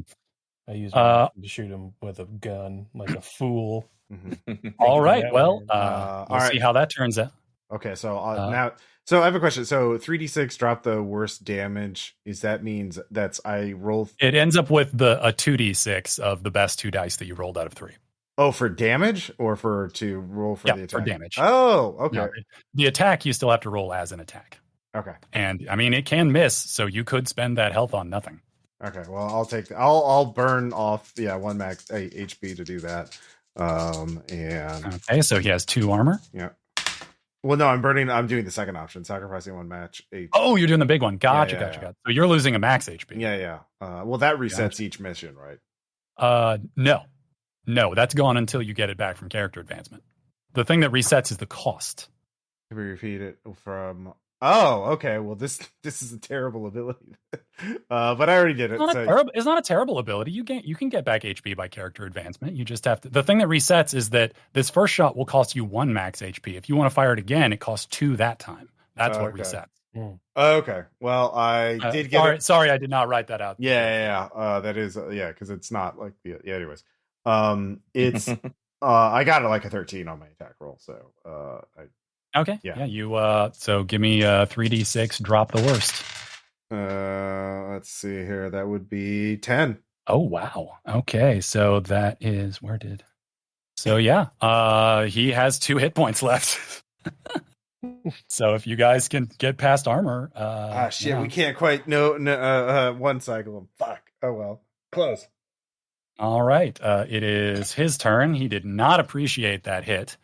So he is going to turn his attention to NOCLIP. What? Oh no, wait, yeah, you have to roll reflexive first. Okay, so. yeah. I fail. That is a Okay, 6. let's see. What did I give him? There you are. Okay. Wow. Lucked out. Only 4. I have 1 HP. Yay! I'm alive. All right. Okay. So I mean, it doesn't really matter. The order doesn't matter. It's y'all's turn. Whoever wants to go first. I'll so fiend I out. have Yeah, Sorry, what? I'm fiending out. That'll be my turn. Oh, okay. So before we'll have Red Blue go after you, just because. So you feel a strange sensation as something descending on you, Cordy, from on high, and you as you feel the darkness of a large beak surrounding you and slowly closing. You feel a sense of accomplishment that you have not felt before in your very weird life. And you are burst into a new form, which appears to be sort of a moldy bird made of knives the size of a man. That has little mold spore sort of tendrils poking out from where its eyes would be. And it is sort of bleeding slowly all over everything, covered in sharp feathers. And that's what you all see as he is consumed into bird form. Hooray. Yay! Now I can eat myself. All right, Red Blue, you were going to take a shot? Yeah. I'm going to actually, before we do anything else, I want to do a tactical roll and see specifically if I can see where if there's something obvious that's, for one of the symbols or the marks. Give me a tactical roll. Okay. All right. Excellent. That is going to be 10. 10. Okay. So that is full success. Yes. So you see 4. There's one on each wall. Okay. Then I'm going to start moving towards the ones on the wall. Were there 4, or did the original demon say there was 5 in total? Said there was 5. You see 4. There's one on each wall, including the above the door you came in on. I'm guessing and on the glass of the window behind the CEO. Okay, then I'm going to start heading around to the edges to go ahead and start destroying those systematically. So, I mean, you could shoot one if you want. Oh, you're right. I do have a gun, so a guitar gun. So, yeah, let's go ahead. Do I need to wait for the next turn to aim that shot? No, you're fine. I'll allow it. All right, cool. Thank you. I'll go ahead and take that then. I feel like looking around is not that onerous an action. All right, and that's going to be 8. All right. You blast through which one? The one behind you above the door, the one in the window behind the CEO, or one of the sidewalls? The one in the window behind the CEO. So yeah, window shatters. The noisy sky of hell floods the room with its strange screeching hum. I kind of want to think that it actually sounds like just every Vuvuzela that ever existed. Mm-hmm. No, it sounds like a Dungeon Synth album. All right. Next up, either Bendy or NOCLIP. Oh, I'm going to use that first aid kit. Oh yeah, good idea. 1d6. Yeah. I get 3 of them back. All right. Yeah. Bendy, what do you got? I'm just going to shoot the CEO. All righty. A bold choice. Like, power up, shoot the thing, take the med kit. I'm just going to shoot the guy. What a radical position. I know. Weird. So that's a 9 to hit. All right, you hit successfully. And that is a 6 on the damage die. All right. He looks surprised. But he sort of slumps forward on the desk and is dead. Yay. So yeah, I was yeah. I know that's a teensy bit anticlimactic, but let's rub out the rest of these seals now. Just a giant bleeding bird. Yeah. What do I do? Well, I mean, every time you do something, you lose another point of health until you pass out, is what you do. Cool. He's right there. You can eat him. I think I'll just pass out. I mean, you got a few minutes. Like, you can destroy one of the symbols. You can try and climb the building. Yeah. All right. Well, there are 4 that are readily visible on each of the walls. Okay, yeah, you succeed. A hard pack is coming. All right, I'm down to very 1 low. HP. Yep. All All right, there's 2 more symbols. I will shoot one with a flare gun. It is destroyed. Yay! And then I will shoot the other one, unless Okay. yeah. I mean, I can do it and then pass out. Yeah. Or if you need I'll me to take destroy another it and shot, pass so. out. All right, Cordy, like the blood bird stuff sort of the blood bird knife stuff sort of melts off of him, and he is slumped onto the floor, blissfully snoozing, very cozy, dreaming of being consumed by bird. Yeah, there are 4 symbols gone. You don't see the 5th one. Do mushrooms Got a good idea who the 5th one is. do mushrooms Or- dream of flying birds? Yeah. No, nothing. Okay. Yes. Where's the Actually, CIA I think that this now? one does. He's slumped over on his desk, extremely dead, shot never mind, expertly okay. by Bendy. Yeah. Okay, so wait, we got 4 of them, so we kick his chair over, like look at it, see if it's on his like executive chair or whatever, or in his desk. Alrighty. Yeah. Yeah, it is directly under his chair. Just one swift strike with my fist is- down on it. Yeah. Darkness. You are surrounded by the dark. The familiar dark, though. You've been here before. Obviously, Cordy doesn't notice any of this, but you have, in a great roaring silence, you are swept back into whatever dark place where Agla spoke to you initially. They are there again, giving you a solid thumbs up, and then everything sort of fades away. And you, the area around you is restored. Well, when you see the area around you, you're back inside the fence in Kansas, but the building is gone. You are just, you and a bunch of other people are standing in what appears to be the pulverized to almost atomic level of like just grains of nothingness, where the bunker and the warehouse building used. There's a lovely night sky above you, and yeah, you're there. A whole bunch of people in like staff uniforms and like maintenance worker coveralls are there. Also, some more lawyers and business dudes who look horrified and shocked. So yeah, you are the only ones armed. So subduing them is no real problem. Because they were only armed with hell stuff, and not in hell anymore, baby. So We are from the unemployment office. Please form an orderly line. We will process you in due time.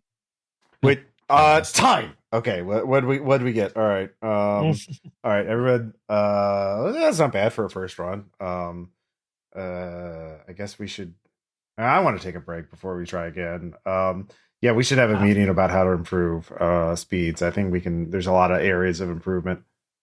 All right. As things wrap up, you call in Fist. They may be stretched thin, but you have a lot of people who, as you sort of assess the situation, the building that you didn't go in housed all of this staff who were there under. Essentially, they were tricked into going there and were threatened to be. It was implied that they would be forced to take those guard contracts if they didn't just do the menial labor.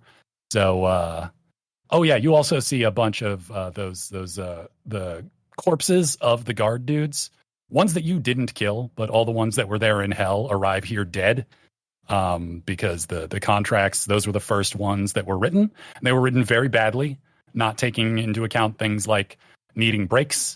Or how a human life lived. So all of those guards, you did kill conscious and aware people, but there also wasn't any way anyone knows how to fix what that was. Oh, So- I'm conscious. I'm aware. That makes me special. I can't I'm say. just not a bunch of spores with a singular biological drive. La-di-da. Well, I mean, if you think about Privilege. it, Yeah. Cordy also can't say. So, Yeah. but yeah, so the Fist has to bring in people to help deal with all of the weird business school cultists, and also the people press ganged into involuntary labor servitude, whatever that's called. But yeah, So- that is knee So in deep. hell, I just had a question. So when Hell is doing layoffs, the damned shall walk the earth. Well, I mean, it was a special economic zone in Hell. They were attempting to do some shock doctrine development with people's souls. Yay! Wait, Yeah, I mean, we stopped boo. Kenneth from becoming the Secretary of Transportation. Which is a good thing in and of itself, I think. Hey, it's still a win.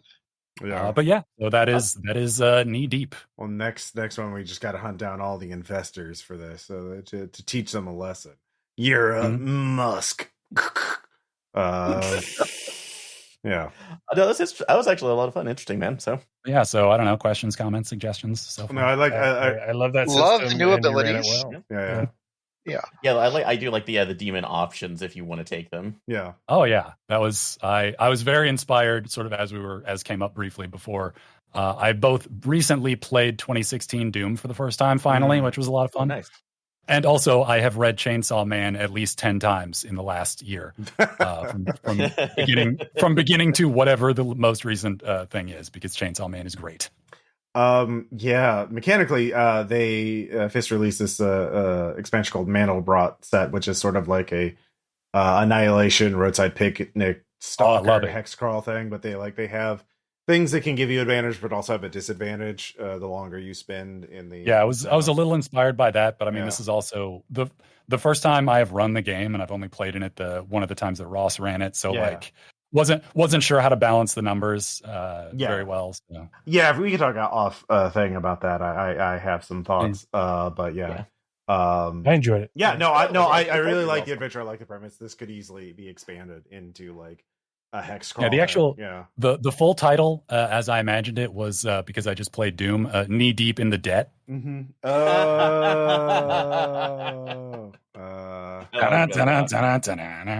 Okay. No, I like Office Hell is a really good like hook for. I want the worst people in hell to be entrepreneurs by far. Like that's like a limited hell, like instead of a full. Apocalypse. I like that.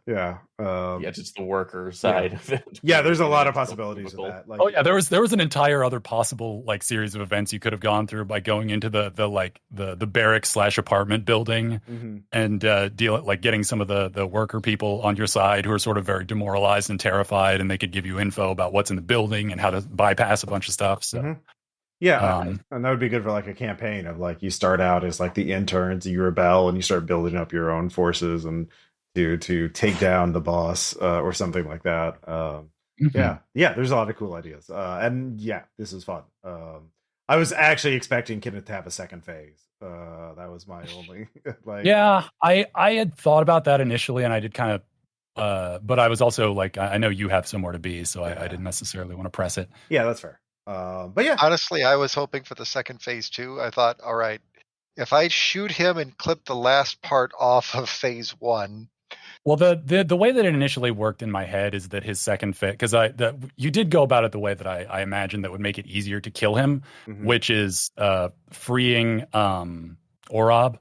Because you wouldn't have been able to erase that last one if you hadn't eliminated at least 2 of the sacrifice points. So if you had only eliminated 1 and got up to Orob, you could have found him and talked to him, but you wouldn't have been able to free him entirely, which would have allowed more power for Kenneth. Yeah. Okay. So there was some wheels turning in the background. Nice. Cool. Well, if there's anything you want to plug, Caleb, of course, is there anything new on Abaddon Games or Dead Channels? Dead Channels always has new stuff. We're going through the second version of God's Teeth in another playtest, and as we get closer to publication. And I tried a fighting game, a 2-person fighting game called Best in Next on Abaddon Games, and that's posted along with all the rules. So check that out. And Thad, is there anything you want to plug before we go? I mean, I spend more time than is healthy, which is any on Twitter at Thaddeus Strange. I often forget to plug the movie podcast that I am on with my friend Jeremiah and with my partner Kara, which is Beneath the Screen of the Ultra Critics, where we just BS about movies. I don't do much else that is interesting or useful. Leave me alone or come and say hi, whichever. Okay. We'll be sure to put links to that. Anyways, thank you all for listening. We'll talk to you later. Bye. Bye. Bye.